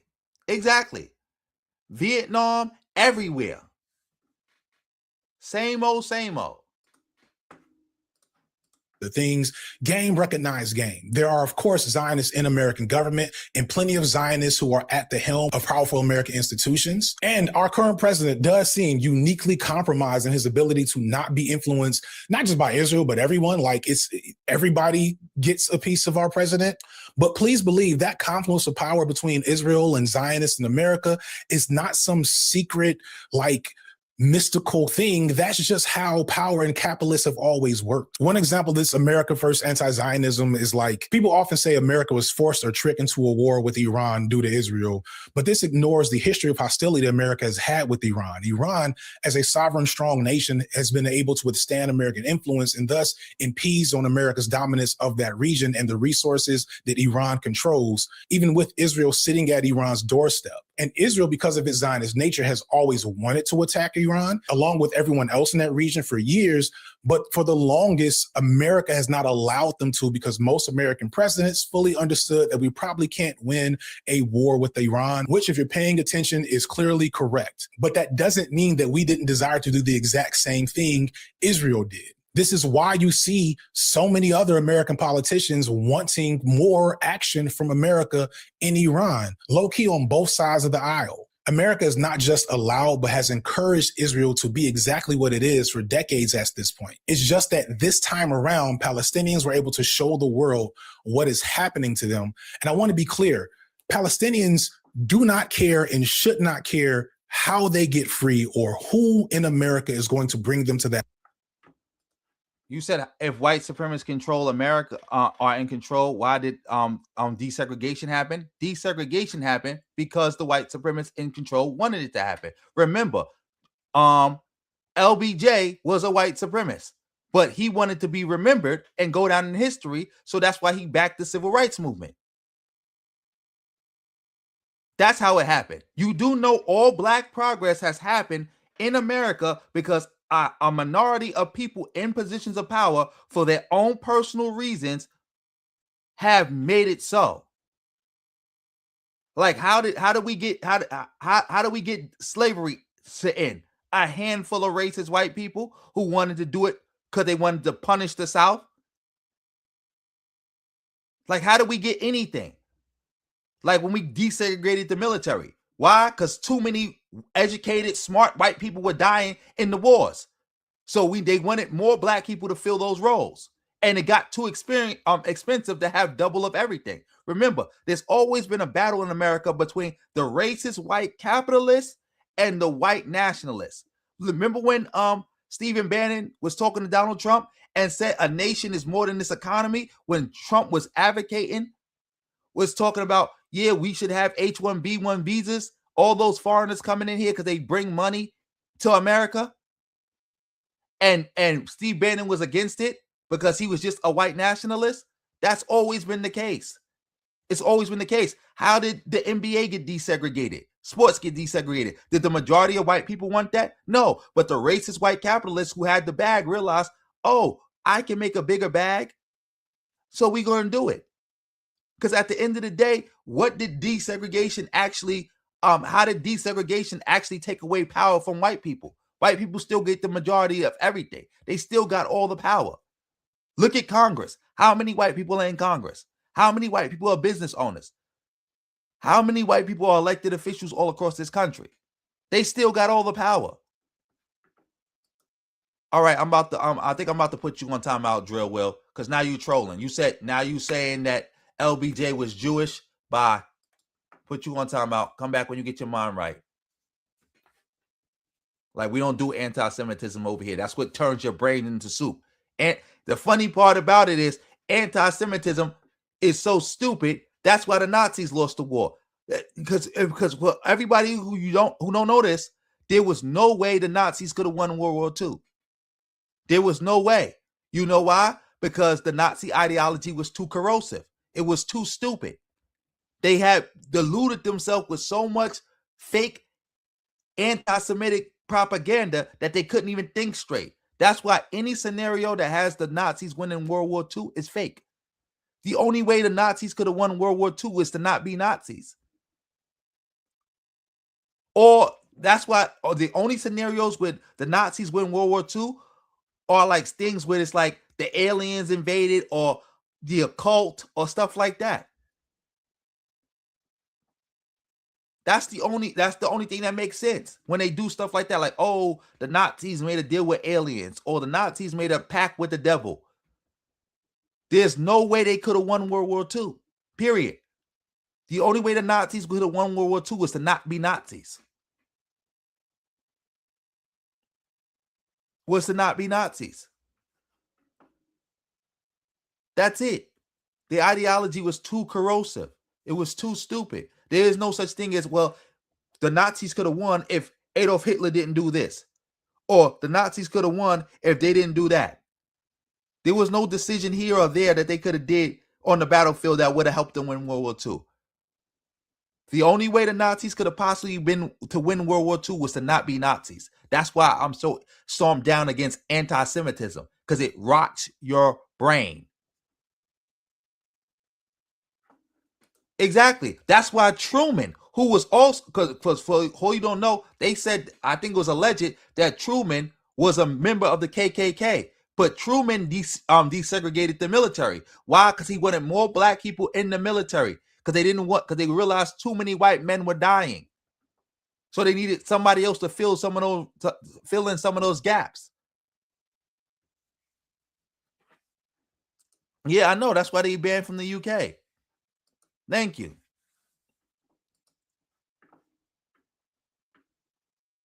No. See, that's the thing. But the Nazis were always going to invade the Soviet Union. That's what I'm saying. The only way the Nazis could have won in World War II was to not be Nazis. Their whole ideology was them going after the Soviet Union. Like you said, they believed the Soviet Union was controlled by Jews, and they were at war with international Jewry. So if you're at war with international Jewry and the Soviet Union is controlled by the Jews, you have to attack the Soviet Union. But by attacking the Soviet Union, they could never beat the Soviet Union. So they fought a war that they couldn't win, and they lost. Because, again, they were Nazis. Their ideology was so corrosive that they could not win. They would do stuff that didn't make any sense. Like, think about it. How much manpower and resources did they waste during the Holocaust that could have been used to fight the war? But they still did the Holocaust anyway because they were Nazis. How many people, Eastern European, Slavic people who wanted to fight with Germany because they hated the communists, ended up fighting with the communists against Germany because Germany was trying to exterminate them. The Germans were trying to exterminate them. Think about this. The Ukrainians were literally the tip of the spear in the fight to push the Nazis back. The Ukrainians who had just had the Holodomor happen to them by the Soviet Union. Why did they choose to fight for that Soviet Union that did the Holodomor to them over fighting for the Nazis? Because the Nazis wanted to exterminate them. The Soviets just wanted to colonize them. The Nazis wanted to exterminate them. And they had to choose between colonization and extermination. And they chose colonization because you could come back from colonization. You can't come back from extermination. That's why the Nazis couldn't win. You can't make there were like 180 million Slavic people. You can't say, oh, these are all subhumans. We're going to kill 180 million people. You can't do it. You can't do it. But I know that was a little rant. We got off the topic. Shout out to everybody in the building. I didn't mean to go on for a little rant like that. It's just that dude pissed me off with the anti-Semitism. We don't do that, bro. Like, we're not going to let our brains get fried. Like, we're not doing that. That point. If they get free because of a right-wing regime ushered in by Tucker Carlson decides to act on their innate hatred of Jewish people and pull support from Israel, that's an us problem. That's not a them problem. There's a great short essay from Laith Marouf. Again, I apologize if I got that wrong, where he's responding to a recent interview where Norm Finkelstein basically says exactly what I'm saying here. But Marouf comes back to reiterate that none of that is the Palestinians' concern. Baruch says literally, why is it so hard to believe that America first could actually be Israel last? So if the left, and by that, I don't just mean us here on YouTube, although we are somewhat to blame, if the left can't present a crystal clear principle stance against Zionism to combat the nationalistic and ultimately fascist version that's taking a hold everywhere, including somewhat on the left, then we're fucked and we deserve it. So again, shout out to Chris Robb and Charles Booker, I guess. I'll leave some links on how to support. So let me get this straight. So why should we care about the Palestinians? If it's okay for the Palestinians to be like, well, yeah, fascist, racists are going to take over America, but at least we're going to get free and that ain't our problem. Why should I make the Palestinian problems my problems? That don't see, this is what I'm talking about here. This is the nonsense I'm talking about. You just justified the Palestinians not caring that possibly they can get their freedom via racist white people taking over America. And we all know what racist white people would do to black people if they take over America. And that's not their problem. If they get free like that, they get free like that. That ain't their problem. So they can be stormed down for their liberation like that. But somehow, some way, we allow people to attack black people by saying, hey, we not going to not vote Democrat. Because one, that's not going to save the Palestinians. And two, by not voting Democrat, we throw away 160 years of progress for no reason. Because it's not like we threw it away, but the Palestinians get to live.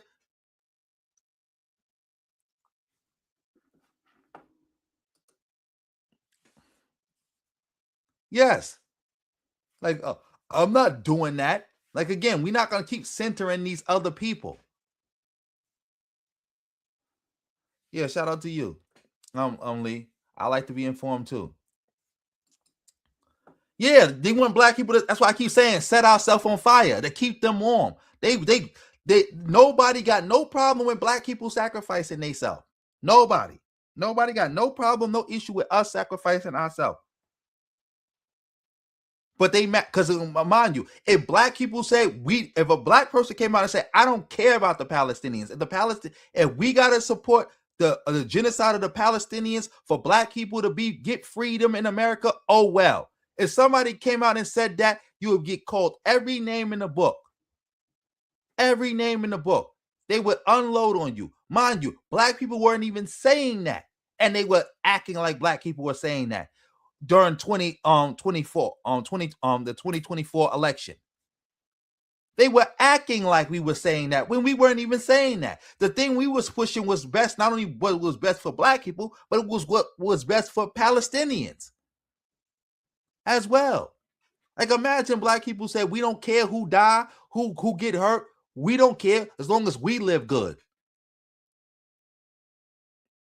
We don't care. We don't care.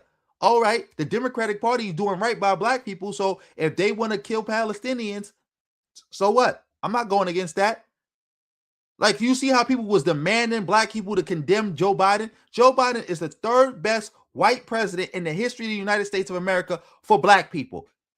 And they wanted us to attack this man viciously because of something that was happening with Palestinians. But somehow Palestinians get a pass for being okay with racist white people taking over the country if it means they get free. This is the shit I'm talking about. This is the shit I'm talking about.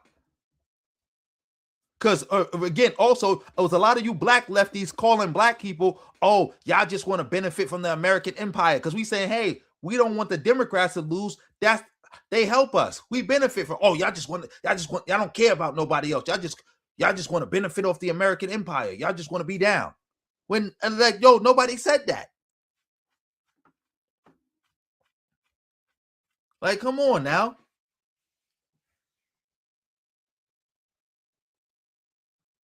Like, this is ridiculous. Like, this is ridiculous.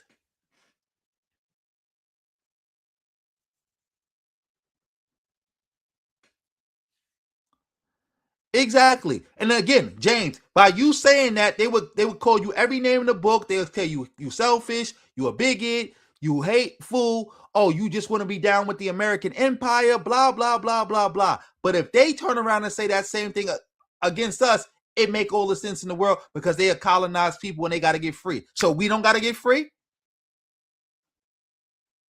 So we don't got to get free?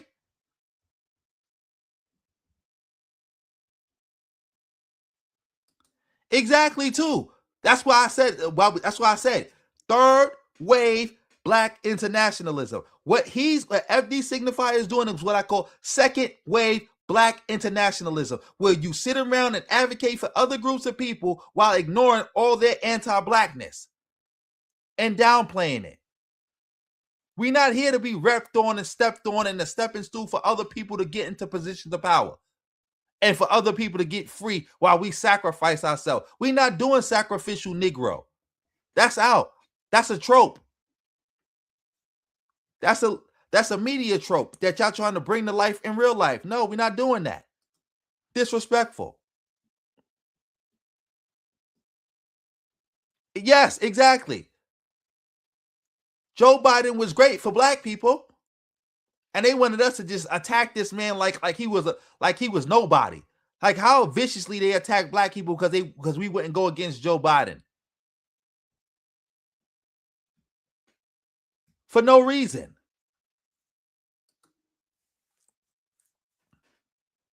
Yes, exactly. That's why I'm not giving FD Signifier, none of these white lefties who having they come to Jesus moment no pass. They're not getting no pass. They're not getting no pass.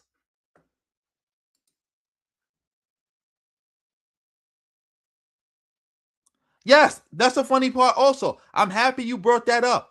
They did. The Palestinians and Palestine knew Kamala Harris was the better option. It was these white lefties on the internet pretending like, oh, we got to avenge Palestine. And you know how we avenge Palestine? You know how we help Palestine? By making Kamala Harris lose and letting Donald Trump win. The Donald Trump who's responsible for October 7th. Because if you know your history, why did October 7th happen? Why did it happen? It happened because Donald Trump got into office, became president, and recognized Jerusalem as the capital of Israel. And that led to East Jerusalem being taken over. Remember, the Palestinians had three areas: East Jerusalem, Gaza, and the West Bank. They lost East Jerusalem because of Donald Trump. And then Donald Trump was forcing the Arab countries to come together and openly work with Israel with the Abraham Accords. So that's why the Palestinians Hamas did October 7th to try to break up the Abraham Accords, which led to the response that we've seen in Gaza.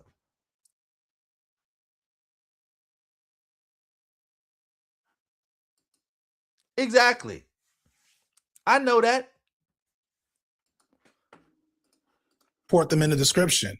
But the bottom line is how we get anti-Zionism into our government is our business. If it takes hold in a way that is not good for black people, gay people, Muslims, etc., is only good for these white folks that like to act like Nazis online. At the end of the day, that's our problem, not Palestinians. And I agree with that wholeheartedly. Exactly. You just heard him. I did not watch this video beforehand. I did not know he was gonna say that even more. But I know the black lefty. I know they talking point. So again, that's not black. So it's not Palestinians' problem that we gonna be suffering as black people. It's not their problem. But if I was to come out and say, well, Gaza is not my problem, I don't care if all the Palestinians get genocided. That ain't my problem. That ain't my problem. If we said something even akin to that, they would attack us mercilessly.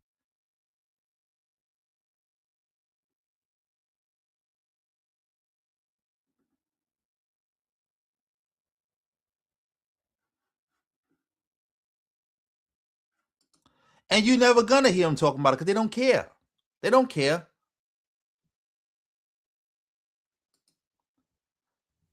They disappoint me too. What I want to make clear is that if you pin all the atrocities Israel is committing right now on them secretly controlling America to help them out, then you miss the fact that Israel and America's imperial interests are one and the same 99% of the time.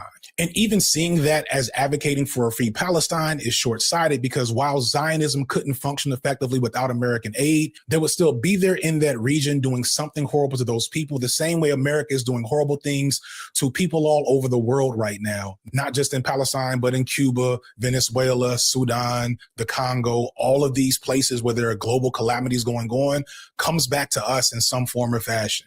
And this is not to say that Zionism doesn't have its own specific interests, or that it doesn't have nukes, or that it was not still doing Zionism before it had America's help. But understand the relationship between Israel and America is one of mutual benefit, not some type of mind control that's happening from afar. And the reason why I connect that conspiratorial framing of Zionism back to a lot of white folks, white liberals, white leftists, is because it allows them to remain virtuous and not reflect on America's own history of genocide and how they fit into it. It's a framing to allow them to still be the heroes of the day, even when they're literally the villains.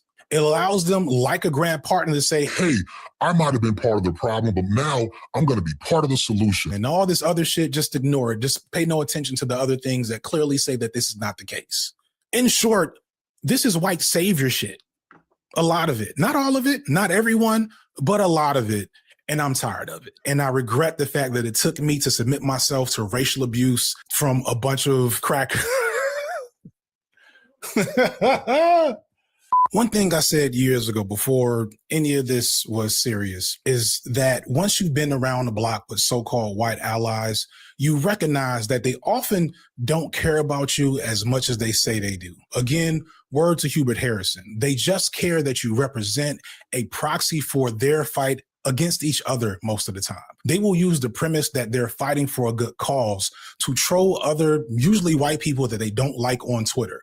They'll literally act like Nazis, and then when people reasonably say, hey, stop that bullshit, they'll cry that they're being tone policed. And y'all are so unserious, and it's my fault for allowing that unseriousness to put me in this position to have to be like, all right, I'm good. And just one last thing, get off my chest. White leftists, I like y'all. Sometimes I love y'all. But I'm not one of y'all. And I've never been unclear about this. I don't have a white guilt savior complex. I didn't come to these politics through college. I came to them through life. I don't seek out strong fatherly male figures, my political outlook. I don't have the challenge of processing and unpacking whiteness in the imperial core like y'all do, but don't actually do the work to do. I'm not scared of losing y'all as an audience or losing access to any future or current opportunities because of any political positions I hold. And y'all would know this if you actually watch me. But like I said earlier, most of y'all don't. You just know that it's good to watch FD Signifier, but y'all motherfuckers don't watch my videos. I constantly get accused of seeking out and playing to a white audience, and low-key, that's just racist. Like, that's just racism. Sometimes it's from black haters too, like I have those, but like from y'all, it's just racism because it's hard for y'all to imagine that there is a large enough black community to make my numbers number the way they. I think this is just him just going on and on and on and on and on. I think we don't need to hear any more of this. Shout out to everybody in the building. Yeah, that's enough of that. That's enough of that. Like, I don't want to hear you crying to white lefties. That's enough of that. Enough of that. Shout out to everybody in the building. We moving on from this. Let's go to a lighter topic and a funnier topic.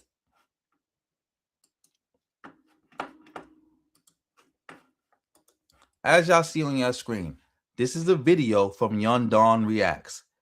He's talking about Nick Fuentes basically declaring war on Sneeko. I know some stuff was going on. I probably missed it, but I know Young Don Reacts is going to talk about it. So yeah, let's get into that. Shout out to everybody in the building. Yeah, shout out to Young Don too. Want me as a friend? Let's see how you like the Groypers as enemies then. Okay. And if you see Sneeko in New York, I want you to tell him on my behalf, tell him fuck you. There it is. Fucking brown clown. There it is. It's over. Yeah. Forget it. That's insane. Aren't you a brown clown because like you're you're Mexican, Nick Fuentes? But hey, whatever. Brown clown. Fucking brown clown. You see that? But here's what you need to understand. This is how you always were in his eyes. You were always a dancing monkey. You were a brown clown. You were a useful idiot. And you were a token. And you have been spent.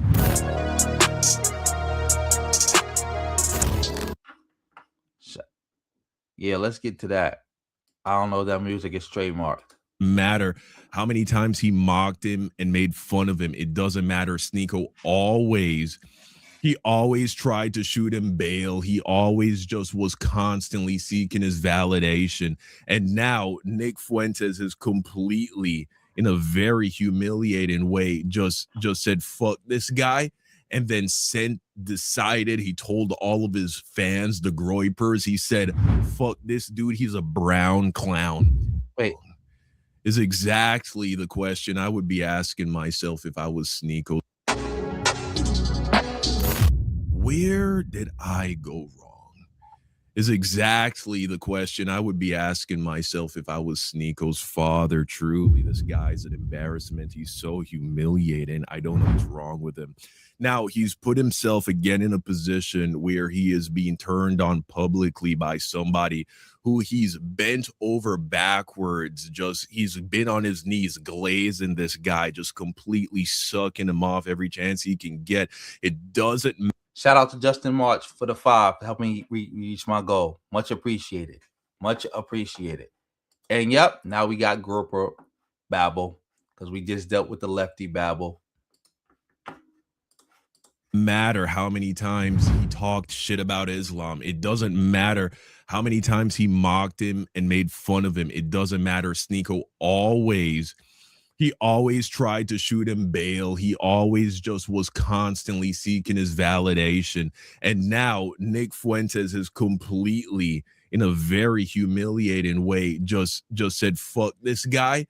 And then decided, he told all of his fans, the Groypers, he said, fuck this dude, he's a brown clown. Yeah, he said, fuck you, and then he went fully racist against him. All of that jumping up and down and all of that. Oh, he's not really racist. Oh, people, why do they care about words? Da-da-da. Nick Fuentes isn't racist. See what he does when he's done with you, when he's ready to discard you. That's a fact. I mean, sure I like this video. Yeah, Young Don teaching. Because I didn't know about all this. I just saw that it was something happening, and I wanted to follow up with this topic because I know that him and Sneeko had a little falling out because Sneeko wouldn't back him and wouldn't stream with him. So I guess this is the continuation of that. Yeah, Sneeko is a bozo. Straight bozo. Straight bozo. A weirdo. I don't know how much money he's making. He's probably a millionaire, but it ain't worth this. It ain't worth this type of humiliation. Because again, you're supposed to be this super duper Muslim, but you had a problem with DJ Academics bringing up Islam during that debate, but you ain't got no problem when people like Nick Fuentes talk down on Islam or when they disrespect your black ancestry that you tried to claim in your battle with DJ Academic. You got no problem.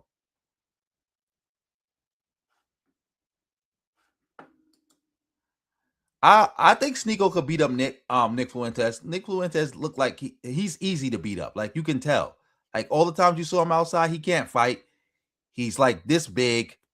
He's like a cat boy, or he's in love with cat boys. He can't do nothing with Sneeko. He can't do nothing with Sneeko. But Sneeko gonna be too busy bowing and scraping to actually like to knock him out or do something to him.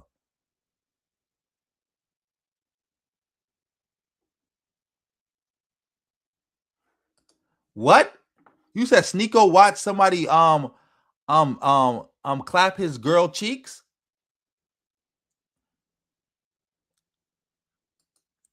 Yeah, I guess that if that happened, that dude is definitely a walking, talking, breathing humiliation ritual. I bet you was some white dude too. So like, hey, you know what'll be funny? You know what'll be funny? If I clap your girl's cheeks and you watch it, that'll make some good content. We could talk about how you got cucked. Ha ha ha ha. Don't say that there's video. Because I'm gonna look it up to confirm it. And if it is, I'm not gonna watch it because I don't watch people's sex tapes. That because I don't do that because it's like that's not right. Because you know, they didn't want that to get out. But whoa, if that happened, if that's true, damn. Sneeko's a bozo for real, for real. He calls you a brown clown. You're going to see that in this clip here. So anyway, let's go ahead and check this out. I see this clip today with Sneeko. What is this guy's fucking problem? Okay. Yesterday, Memorial Day weekend, he goes on stream. Right. And he goes, you know, Nick Fuentes needs to be more of a unifier. The way he treats people's really inconsistent. He trashes Candace, then he wants to do a stream. This guy needs to do this. And so I saw that clip and I was like, you know what? No big deal. That's kind of like my new motto. It's like, don't get tilted. Don't get mad. No big deal, right? I'm like, whatever. I'm on a boat. I'm hanging out with the niggas. I'm like, it's no big deal. Then today, fresh Monday, I'm watching a clip from his stream. He goes, let's look at all the different Israel critical streamers. Who's going to unify the anti-Israel movement? Nick Fuentes, 10%. Dan Bilzerian, 35%. Me, 35%. I'm like, okay. You know what? Yo, Nick Fuentes is so gay. Oh my God, bro. Just the way how he talks. He's like, you know what? Exactly. He's I think he is. I don't think he was dating the cat boy. I think he is the cat boy. Or they might have been two cat boys, him and the other cat boy. Yeah, America First is just the new MAGA. It's just know what it is? It's the anti-Semitic MAGA. That's it. That's the only thing different. They the anti-Semitic MAGA. That's it. The anti-Semitic MAGA. Yeah, let's get back to this. Okay, bro. And that's fine. That's okay. I just wish he would come out and like live his truth. You know what I'm saying? Fuck Sneeko. Fuck you. I have had it up to here with Sneeko. I have been tolerant. I have been far too nice. Look at him. I have been taken for a sucker. You don't want my friendship. You don't want me as a friend. Right. Let's see how you like me as an enemy. Okay, pal? I go out to New York. He doesn't want to do the collab. Then he takes a 30-minute call from Dan Kazarian. Now, here's the thing. Both of these guys, they're terrible guys. We know this. Sneeko, he's a snake. He's a liar. He's opportunistic. He monkey branches from influencer to influencer. He's constantly looking for a new father figure. It appears as if he's put in Dan Bilzerian. He's replaced Andrew Tate with Dan Bilzerian. Look at the guys that Sneeko gravitates towards. They're all fucking con men and degenerates too, right? This guy, Muslim guy, supposedly. And so Sneeko is not perfectly innocent. I see why Nick Fuentes ultimately is like, fuck Sneeko, because he was doing some snake shit. But it's so funny where Nick Fuentes takes this, and it reveals how he truly sees Sneeko. Sneeko was supposed to be like a loyal dog. And now that he's done with him and he's discarded him, he's going to go full-blown racist and remind him that he's an inferior creature because of his brownness. Let's Yes, of course he is. This is the same exact thing the left does. The difference is the left doesn't openly use racist terminology. Just like when somebody said when you watch Hassan, he wanted to say the N-word so bad, but he didn't say the N-word, but he definitely did go in on that black chatter. It's the same thing. Same thing. take a listen. Shitting on me. He says, I'm sorry, that was the wrong thing to do. I say, okay, I'll let it slide. I still like the guy. And then it's just an unrelenting stream of sneak dissing. Right. Yeah. It's almost like it's in the name, sneak dissing me. He's not a unifier. He treats people badly. He's not going to unify the movement. It's going to be this loudmouth fucking manlet Jew that's going to lead the movement. He's talking about Dan Bilzerian. Apparently he's like 18% Jewish or some shit. Oh, okay. It just goes to show when you've fallen off and you have nothing else, you become a red pill conservative. This is what you do. This is the bottom of the barrel. When you have nothing else, when your all is lost, you have no talent, you have no appeal, you have been marked by society as a degenerate, as a con, as someone not to be trusted, as a bad person. That's really what it is. This is all bad people go to the right. Do you understand? Yes, we understand. And we about to watch Sneeko get cucked out. Shout out to everybody in the building. Yeah, I just looked that up. Look at Sneeko. Look at Sneeko. Let's. Neon's an Indian. So basically, his life started as a cuck, and then his ex exposed him for using Adderall. All that's not true. And then after that, It's just she lies. came out and said he did something to her, and then it was just fucked up. And then now he's just, look at him, blackballed. Everything he said is not true. Neon's an Indian. Oh, you got cucked. Let's see. I don't think your girlfriend watching this is going to think right now. Well, the same philosophy applies. Even if you're talking about it on a podcast, you should have the same conversation with her. I'm going to be in Dubai. I might spend time with the girl and take her out while I'm away. Yeah. Of course, I love you, and it doesn't change anything about how I view you. And I'll be back home soon, and then I'll see you soon, baby. I'll bring you some sand from the desert. Just some sand. You could do better. I don't think your girlfriend watching. That ain't him getting cucked. Let's see. But it's no secret that I have a degenerate past. Around 3 years ago, when I was 21 years old, I went to a swinger party with one of my girlfriends and joked about how traumatizing it was on a podcast. I was cheating on her a lot, and I felt bad, and I thought it would make us even if we swapped with the couple. I've seen her fuck other men, and it's just like that was. Imagine seeing the girl you love like Get fucked. You love her? She's moaning pretty loud. Like I don't know. Is that low life? Is that like the dude who be talking about basketball? That's him. What he's doing talking to Sneeko? Like, dag, I didn't know all this was going on. I pretty much be lost through internet culture. Like, I didn't know Sneeko used to do like regular content like this and talk to people like low. And where's his shoes? I don't know. I don't do it anymore. I think that's his name, right? That guy who be talking about basketball and stuff. Yeah, that's low.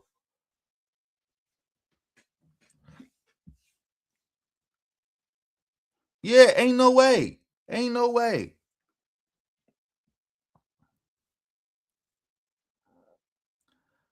Ain't no way. You said what in the Diddy?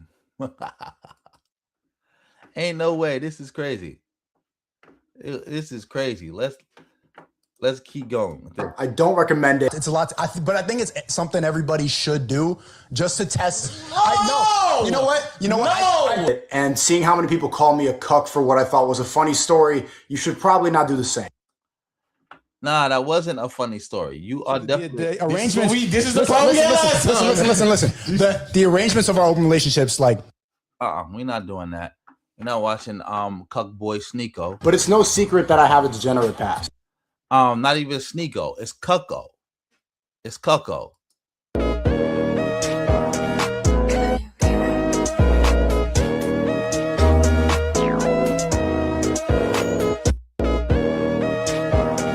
So we got Cucko, not even Sneeko. Cucko.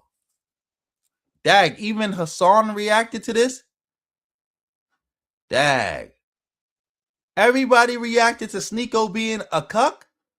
This happened about 3 years ago. Damn, that's crazy. How is this guy even still relevant after getting exposed like this? I guess Young Dawn was really right. If you're a bad person and you have no talent and you washed up, just go be a right-wing influencer. That's it. That's all you got to do. That's all you got to do.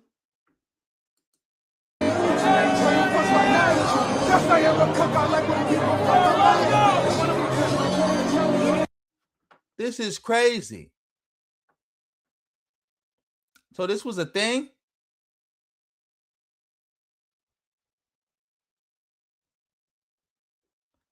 This was a thing. This is disgusting. Shout out to everybody still in the building. I can't believe this. Well, that just proved my point that like most of these conservative dudes is like gay or cucks. So, yeah. When you're a bad person, this is what you do. You become conservative and you become a shill for all of this garbage, this bullshit that they're spewing, right? Take a listen. That's the way it's going to be? Iceman used to be a nice man. Now it's on site. That's something you don't want, right? If you're a rapper, you don't want Nick Fuentes quoting you. What does that say about Drake? Drake is there is a connection here. He's friendly with Aiden Ross. He's friendly with XQC, right? Drake he's not a part of the culture, man. He's a culture vulture. And that's why a guy like Nick Fuentes, he likes Drake. Not young Don. Not too much on Drake. I like Drake too. Not too much on Drake. Not too much on Drake. Now it's on site. You don't want... That's a Drake line in case you didn't know. Me as a friend? You don't want to collab? Oh, I'm just all about the drama? You know what? Fuck you, man. Right. Fuck you. Right. You don't want me as a friend? Let's see how you like the Groypers as enemies then. Okay. And if you see Sneeko in New York, I want you to tell him on my behalf, tell him fuck you. There it is. Fucking brown clown. There it's over. Yeah. Forget it. That's fucking brown clown. You see that? But here's what you need to understand. This is how you always were in his eyes. You were always a dancing monkey. You were a brown clown. You were a useful idiot. And you were a token. And you have been spent. And so that's what you've been reduced to. He didn't ever respect you. Now, again, to give Nick some credit here, though, Sneeko was doing Sneeko things. He was up to his little sneaky, underhanded, opportunistic bullshit. Okay, he's realized that he has extracted all that he can gain from his partnership with Nick Fuentes. This relationship is spent, and now he's on to the new shiny thing. So this is the first clip that Nick Fuentes was talking about, where Sneeko was making a list of potential streamers who have the ability to unite the right and the left against Israel, right? Israel supremacy, or however he articulates it. Yeah, I think that's enough. Shout out to Young Don. Yeah, shout out to Young Don. We don't need to hear Sneeko babble, because we already know what he said. We know that he's making a list. Nick Fuentes already went over it. We don't need to hear that twice. Shout out to Young Don. Everybody go subscribe to Young Don Reacts. He's a good dude. He commented on one of my videos and he gave me some good advice. He told me like I forgot exactly what he told me. He told me something about, because I think I made a video and the way I titled it, and a bunch of FBA people watched it and was attacking me in the comment section. But if you watch the video is actually the opposite of the title. And he told me I shouldn't do that. Like just try to prove a point. Because that's what I was trying to prove a point, that like FBA people just watch my channel just to thumbs down the videos and just to argue with me in the comment section. Like I get less and less FBA people. Ever since I did that, I am getting less and less FBA people on my comments in my comment section. But yeah, shout out to Young Don. So yeah, family, what should we go to next? What we ain't touch on? What didn't we touch on? I think we didn't touch on this. Let me switch to this. For all you who don't know, this is Julius Malema. He's talking about the 300 people from Ghana who left South Africa because they was in fear of violence. Let's see what Julius Malema has to say about this. Shout out to everybody in the building. Because Ghanaians are gone, 300 of them. How many 300 of jobs were created after the Ghanaians have left? So it's just a myth, it's a lie, which they are using to further divide us, to perpetuate colonial divisions that were created in the past. And you say, no, I hate colonialism. I would say a student in fees must fall, we must decolonize the education, we must decolonize this, must decolonize that, but the borders must remain. The borders are actually the most practical thing that was brought about by colonialism. And you can't say you are against colonialism, but you support the borders. It's never consistent like that. The Ghana response was not necessary because it now creates an impression that we are all like that, when it is a certain section of our society that needs to be contained by law enforcement. And one Ghanaian lady was saying, you see, the problem is, and I wouldn't have taken this option. The problem is we're being beaten in front of the police and the police are not doing anything. That's the problem. And when this opportunity came for me to leave, I left because if the police can't defend me, it means the state is in agreement with the people who are beating me. So we think it was too quick. We'll still resolve this. And President of Ghana should have given us, some time to really deal with this matter, and we'll get to the bottom of it. We hope they will come back to their senses. We don't have to respond the same way they did. We need to pursue the diplomatic engagements with Ghana until we find one another. We don't think Ghana responded in a manner that really reinforces dialogue and diplomatic engagement. Shout out to Julius Malema. He always teaching. Yeah, South Africa might be fried, man. I hope that's not the case, but yeah, South Africa looking worse and worse and worse by the day. Shout out to all the South Africans, man. Got a lot of love for all y'all South Africans, but yeah, these xenophobes is tearing y'all country apart. They tearing y'all country apart. I know it ain't all of y'all, but it's enough that it's tearing the country apart. It's tearing it apart. Y'all becoming like a pariah. Y'all becoming a pariah. Yeah, let's watch some more. Let's watch some more about this. This is crazy. Shout out to everybody in the building. A group of Ghanaian nationals living in South Africa has been safely evacuated back to Accra. The repatriation exercise was voluntary and fully funded by the Ghanaian government amid rising xenophobic tensions in parts of South Africa. Some returnees say they initially moved in search of better economic opportunities, but now live in constant fear due to growing hostility towards foreign nationals. DW's Tuzo Kumalo reports from OR Tambo International Airport.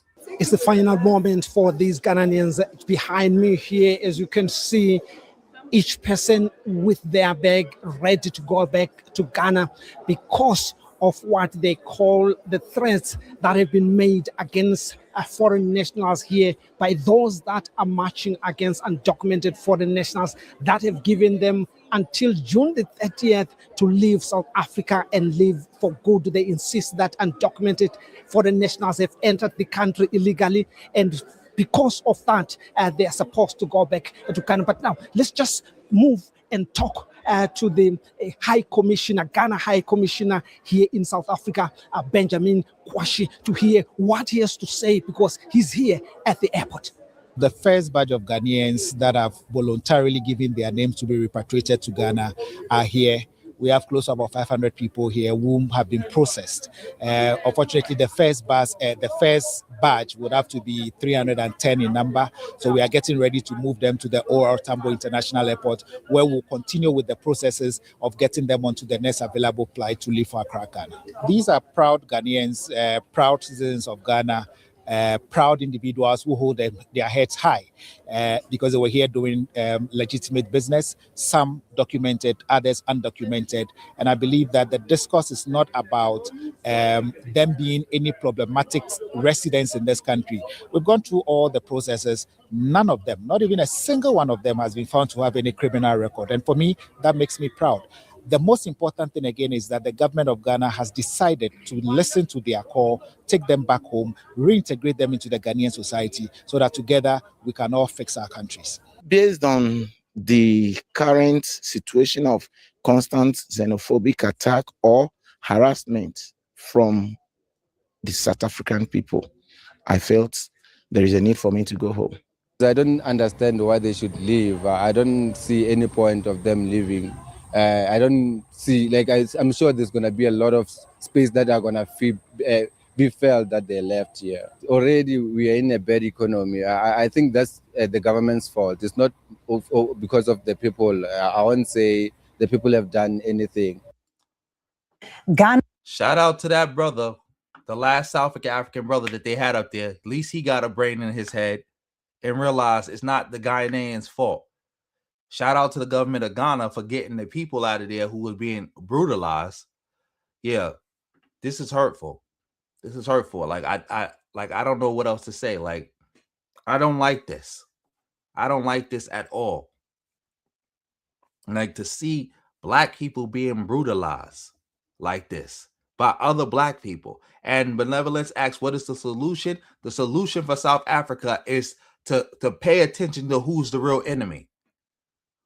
Ghanaians are not your enemies. Other Africans are not your enemies. You know who your enemy is. So stand on business or just leave it alone.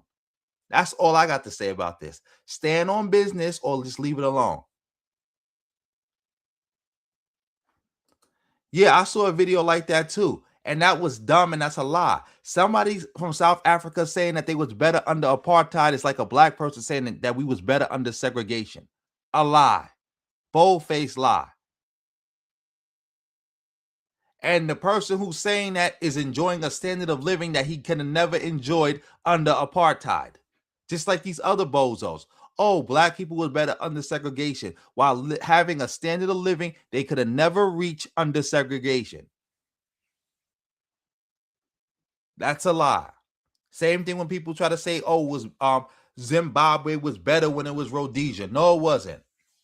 Better for who? Not for the black people. Like, this is disgusting. This is beyond disgusting. Like, so we praying for South Africa that they can really get it together. Like, these xenophobes is making everybody look bad. They making everybody look bad. This is another thing why I go so hard against FBA, because FBA want to do that here, where people feel like they need to leave America, or have governments feeling like they need to help repatriate people because FBA violence is so bad or FBA attacks are so bad. Like, I'm gonna fight to make sure it don't get like that every day, all day. That happened in South Africa. They made a mistake and deleted a 19-year-old because they thought he was a foreigner. See? Nonsense like that. Nonsense. And you're correct. They no different than FBA. No different. No different. Letting the white man do whatever he want and want to fight with other black people. Disgusting. Disgusting, disgusting, disgusting. And I'm not going for it. I'm not at all. But yeah, let's get to the rest of this. Let's see what's going on with this right now. Ghana's government has repatriated the first group of its nationals living in South Africa. It follows a wave of protests against undocumented immigration. The group says it no longer felt safe in the country. Some of them say they left because of repeated harassment. Anti-immigration groups have staged demonstrations in several South African cities calling for stricter enforcement of immigration policy.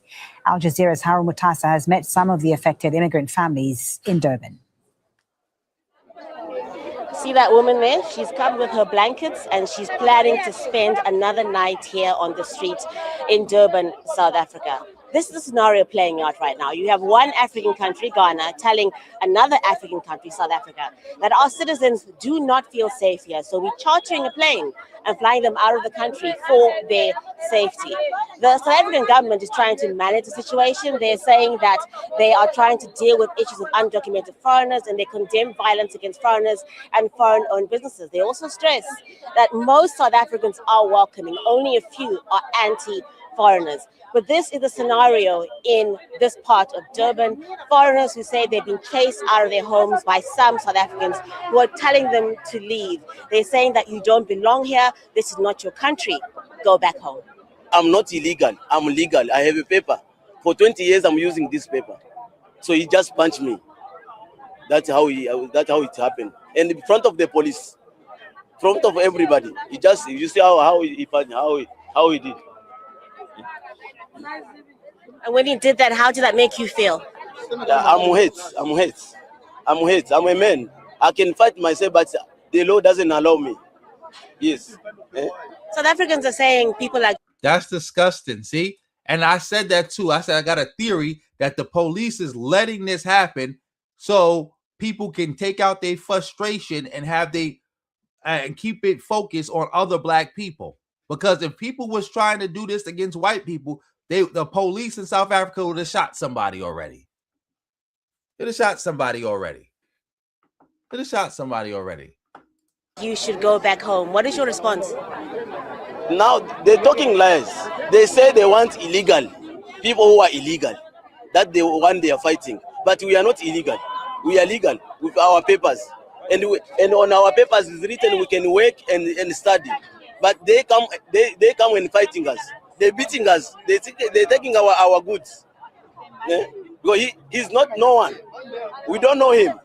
He's not one of the government. The government, if they decide to say no, this paper are invalid, we're gonna take you home, we're gonna go. But he's nowhere to be found. We don't know him. So how he can stand like a civilian like me? He come and start insulting another civilian. Thank you very much, sir. That is just one of many scenarios and stories that we are hearing here in Durban. And these are foreigners who say that some of them have the paperwork and they... Exactly. It's not about being foreigner. It's not about being illegal. It's about that they are all black immigrants. See, this is the game. It's the game everywhere. They hate other black people. That, oh, you're a foreigner. I mean, you might be undocumented. You might be here illegally. That's just the cover story to just attack all black immigrants. The same way with FBA. Oh, we are doing what we're doing because of reparations. People are trying to steal our reparations. People are trying to stop our reparations. And it ain't the case. It's a lie. I know that.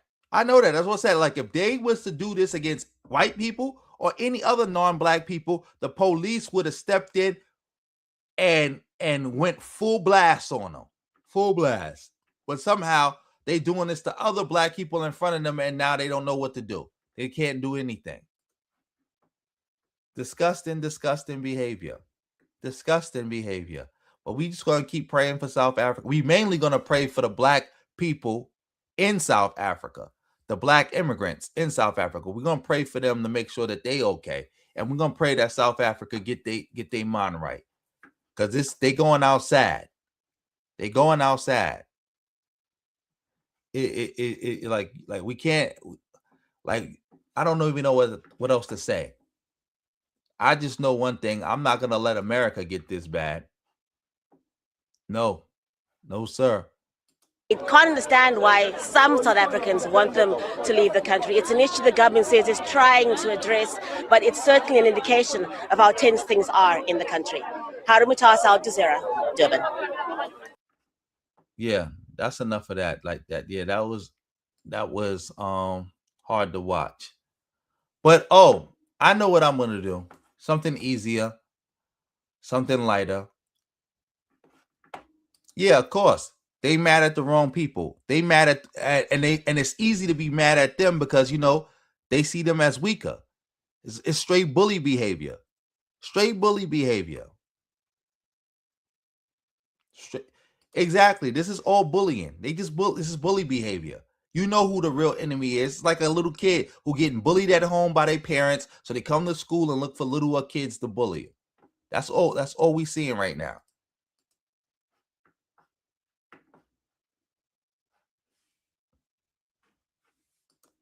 It depends on what they do. It depends.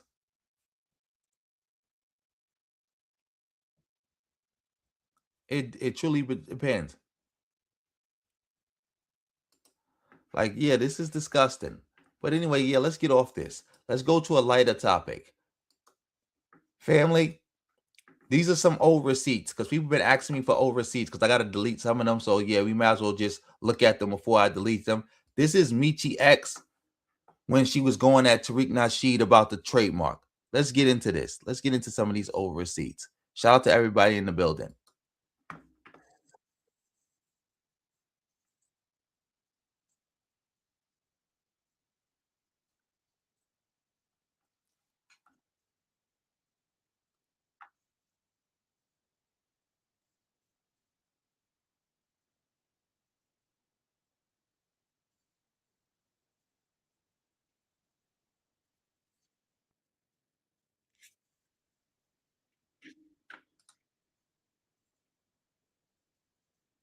Can y'all hear my audio? Is it good?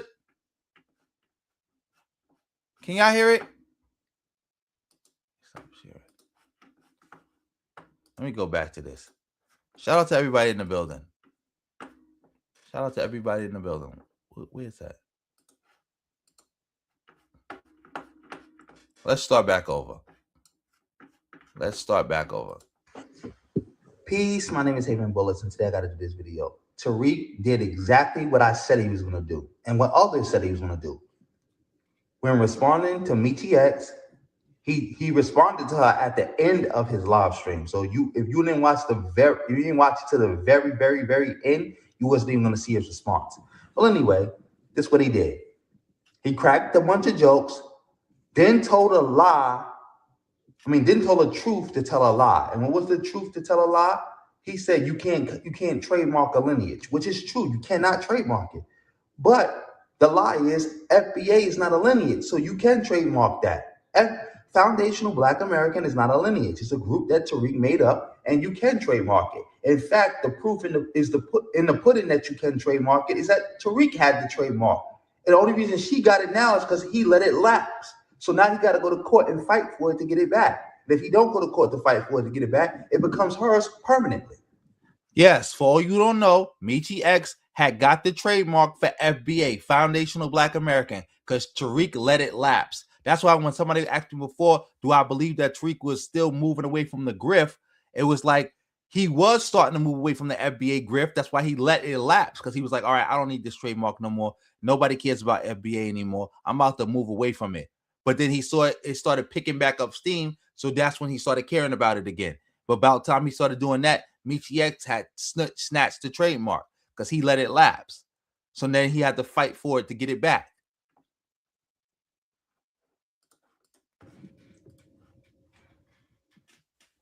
So again, he told a truth to tell a lie and then started cracking some more jokes and then said now and made a Muppet of her and said he's coming out with Michi Munchies. Y'all niggas gotta be the stupidest motherfuckers that ever walked the face of the earth.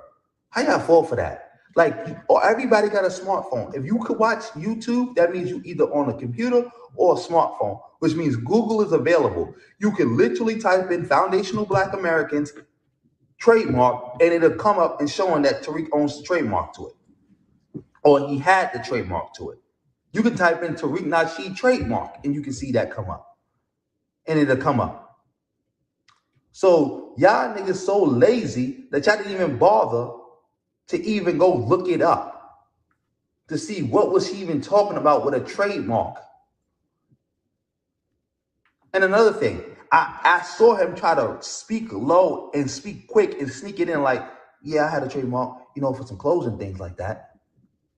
After saying you can't trademark FB foundational Black American, start talking about, yeah, I got some closing things, trademark some closing things. He snuck that in there real smooth that if you wasn't paying attention, you would have missed it.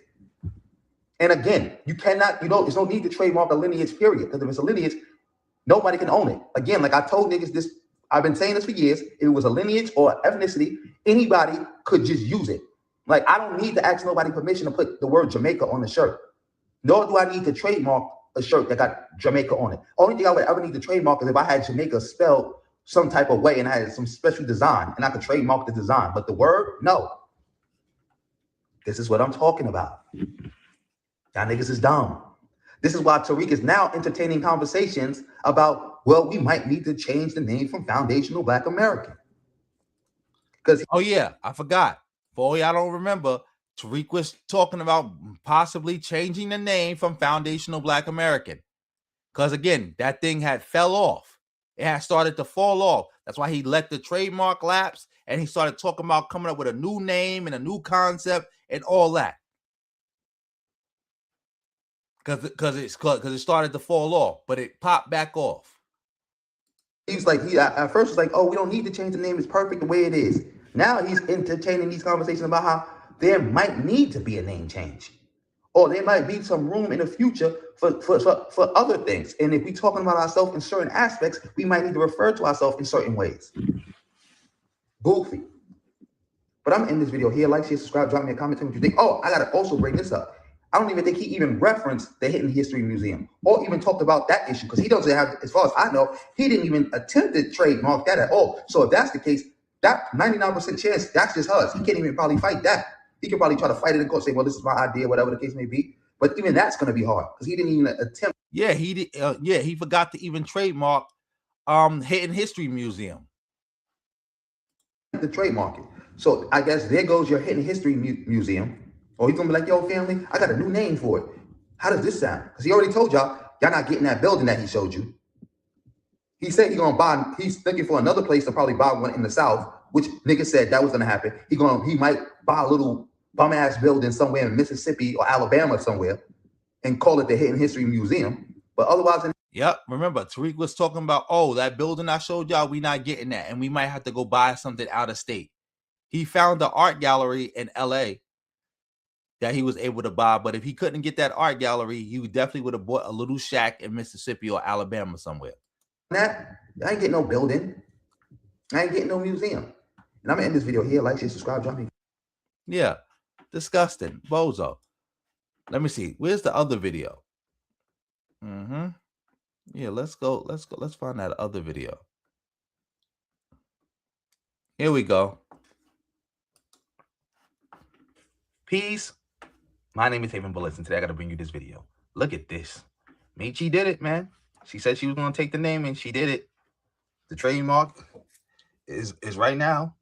It's live, and it's working its way through examination. Tariq, you up there for one of the stupidest grifter scammers of all time.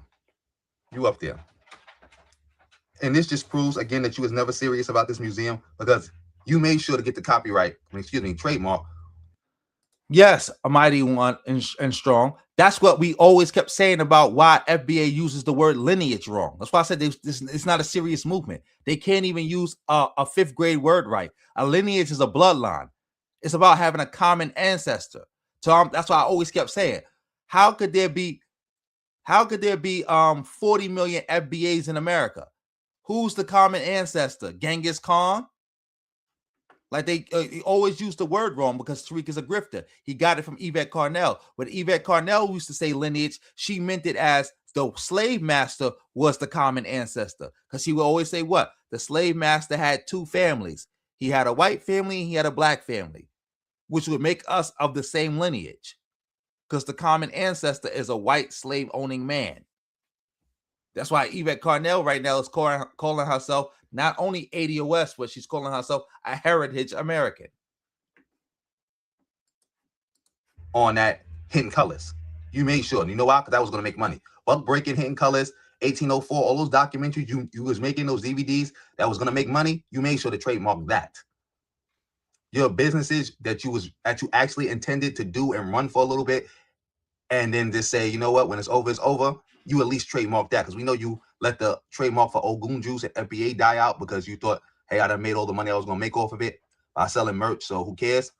But you didn't even attempt to get this one. That shows me that you never actually planned to do this museum, because we seen how you move in the past, and we see how you moving with this one. And for all you people who gave him this money, let's say this number with the respect that it deserves, $1,188,323. You people who gave that money to him, I know you feel stupid. You've been stupid, but I hope you feel even stupider. This man didn't even bother to trademark this name. He made a whole Dr. Umar fake family. This is Tariq Nasheed commercial for it, but he didn't bother to copyright it. I mean, the trademark. I keep saying copyright, trademark. You know what I'm saying. He didn't even bother. That's how lazy he is. Look at this. He did all this commercial.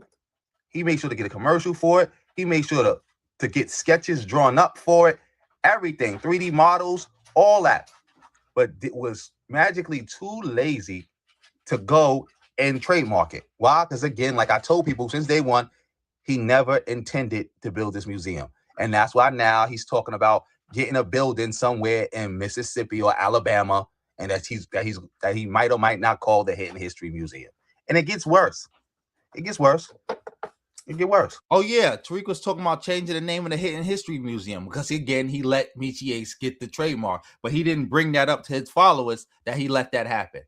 Oh yeah, Ryan Coogler doing a movie with Mansa Musa. That's gonna be fire. I'm watching that day one. Yep, Tariq did start mixing the Dan Calloway nonsense with the FBA nonsense. That is a fact. I have to start deleting the old videos because they are using them to flag my channel. Because the flag that other channel. Because I used a lot of their content in those old videos. That's why. But yeah, let's keep it going. Hitting Bando. Hitting Bodega. Yeah, that definitely was a nice one. Let's keep it going. Let's look at this. Because this is Michi X right here. And look at this. What does this say? Foundational Black Americans. She got Vicky stuff too. Boyce Watkins stuff. Her own stuff. Foundational Black Americans. Y'all niggas is own. Y'all got bought and sold like some niggas on a plantation. Michi is your master now. So Tariq went from being y'all niggas master to Michi.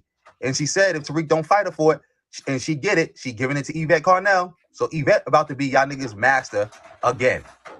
Yeah, my dog's just going crazy. So I'm gonna just end this video here. Like, share, subscribe, drop me a comment, tell me what you. Oh yeah, we can get off that. Yeah, we got one more video to watch, and we're gonna call it a night. Yep, this is from Michi. My name is Haven, but listen, today I gotta do this video. This is Michi actually showing some receipts about how she does have these trademarks and how Tariq is lying to his fan base, telling them what she's doing is nothing burgers, and she's gonna expose Tariq because she's claiming that Tariq tried to trademark Foundational Black American again. After he found out she did it, he tried to hurry up and do it again to try to get his back. And she's saying, nope, you can't do it like that. I'm gonna let you hear what she got to say. Here we go. Again. See that? Different number. Pause it, screenshot it, do whatever you need to do, my nigga. But you can actually go look all this up if you just go to the trademark site. Let's go ahead and do that too. Owner of the mark, once again, Black Royalty LLC. What does that say? Hidden History Museum. I want to show you guys the date because this nigga went and trademarked FBA after the fact because he didn't think I did it. But I want you to know your trademark is late. Mine was first. So what you need to do is, again, wait until they notify you. Make sure you learn how to put the notifications on, nigga, because whoever filed your shit, I'm going to just say we looked at how they filed it and they don't know what the fuck they doing either. But you have to wait now. I beat you to the punch. Let me show you the date. Let's find the date on here. Where is the? Yep. Tariq hired like some Indian guy to do his trademark who did a sloppy job, who didn't even like put any effort in. I think the first time he hired a Chinese guy the first time who didn't put no effort in and was sloppy. Then he had to go back and hire like some Indian or Arab guy to clean it up. Date on here. There has got to be a fucking, there is a date on here. Ooh, see that? My birthday month, the 11th day. See that date? See that date? It takes 5 to 7 days, you stupid motherfucker, okay, for your shit to show up in the trademark system. Somebody said, what's your point? The point is I was being told that I lied. He said he went and looked in the system. God, are you dumb? Extinguisher, you've been all over somebody's motherfucking dick talking shit. You've been all in the comment section. You see how these FBAers act? Now he's like, what's my point? What was Tariq's point? He sat here and told you niggas that I was lying and I didn't trademark anything and that I was just selling wolf tickets is what I say. He called it dumbass nothing burgers. I don't have to lie. I never lie. And everything that I've ever said, I stand in what I said. So now that we show the receipts, is Tariq going to, well, wait a minute, I got another receipt because I've made another move. Oh, well, I'm going to end this video right here because you heard what she said. So, yeah, Tariq got to respond to this. That's another thing. Because I noticed Tariq hasn't been doing shows that much lately. He's been really doing Twitter space, which Michi doesn't have. And a lot of her followers don't. Yeah. That was Tariq.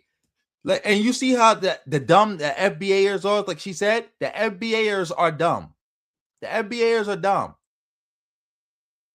The FBAers are dumb. They troll people for what Tariq say, and then when you debunk Tariq, it's what is your point? What's the big deal? Why does it matter? And yes, diasporian, they use the word delineation wrong. They use all their words wrong. That's why nobody knows what they're talking about. No one knows what they're talking about because they use all basic words wrong. And yes, I brought that up at the time, that Tariq couldn't even hire a black person to do this. He talked all this black stuff, but when the rubber hits the road, he goes hire non-black people. That's what he does. Oh, recognize game, you in the building? Hopefully, because again, I'll be trying to contact you through the emails. You be taking too long. If you're really serious, we can have whatever debate you want to have tomorrow. Because I'm tired of this issue. I'm tired of you randomly popping up in the comment section saying I'm ducking you. I already said I was going to debate you before when I started doing live streams. I'm doing live streams now. If you're available tomorrow, I will debate you. Email me. I see you in the chat room. Because I'm about to get off this right now. Because I gotta get up early in the morning. Family, support the channel any way you can. PayPal, Cash App, super thanks, all that good stuff. Much appreciated. So let's get through the list. Milton donated to 10. Thank you for that. Justin March, 10 gifted 10 memberships. Family, Justin March gives you a membership. Thank him and keep it going. Shout out to JB for the $4.99. Shout out to Flavor Genuine for the $1. Shout out to Future Free for the $1.99. Shout out to Justin March for coming through with a $5 again. And on that note, family, we ending it here, and peace.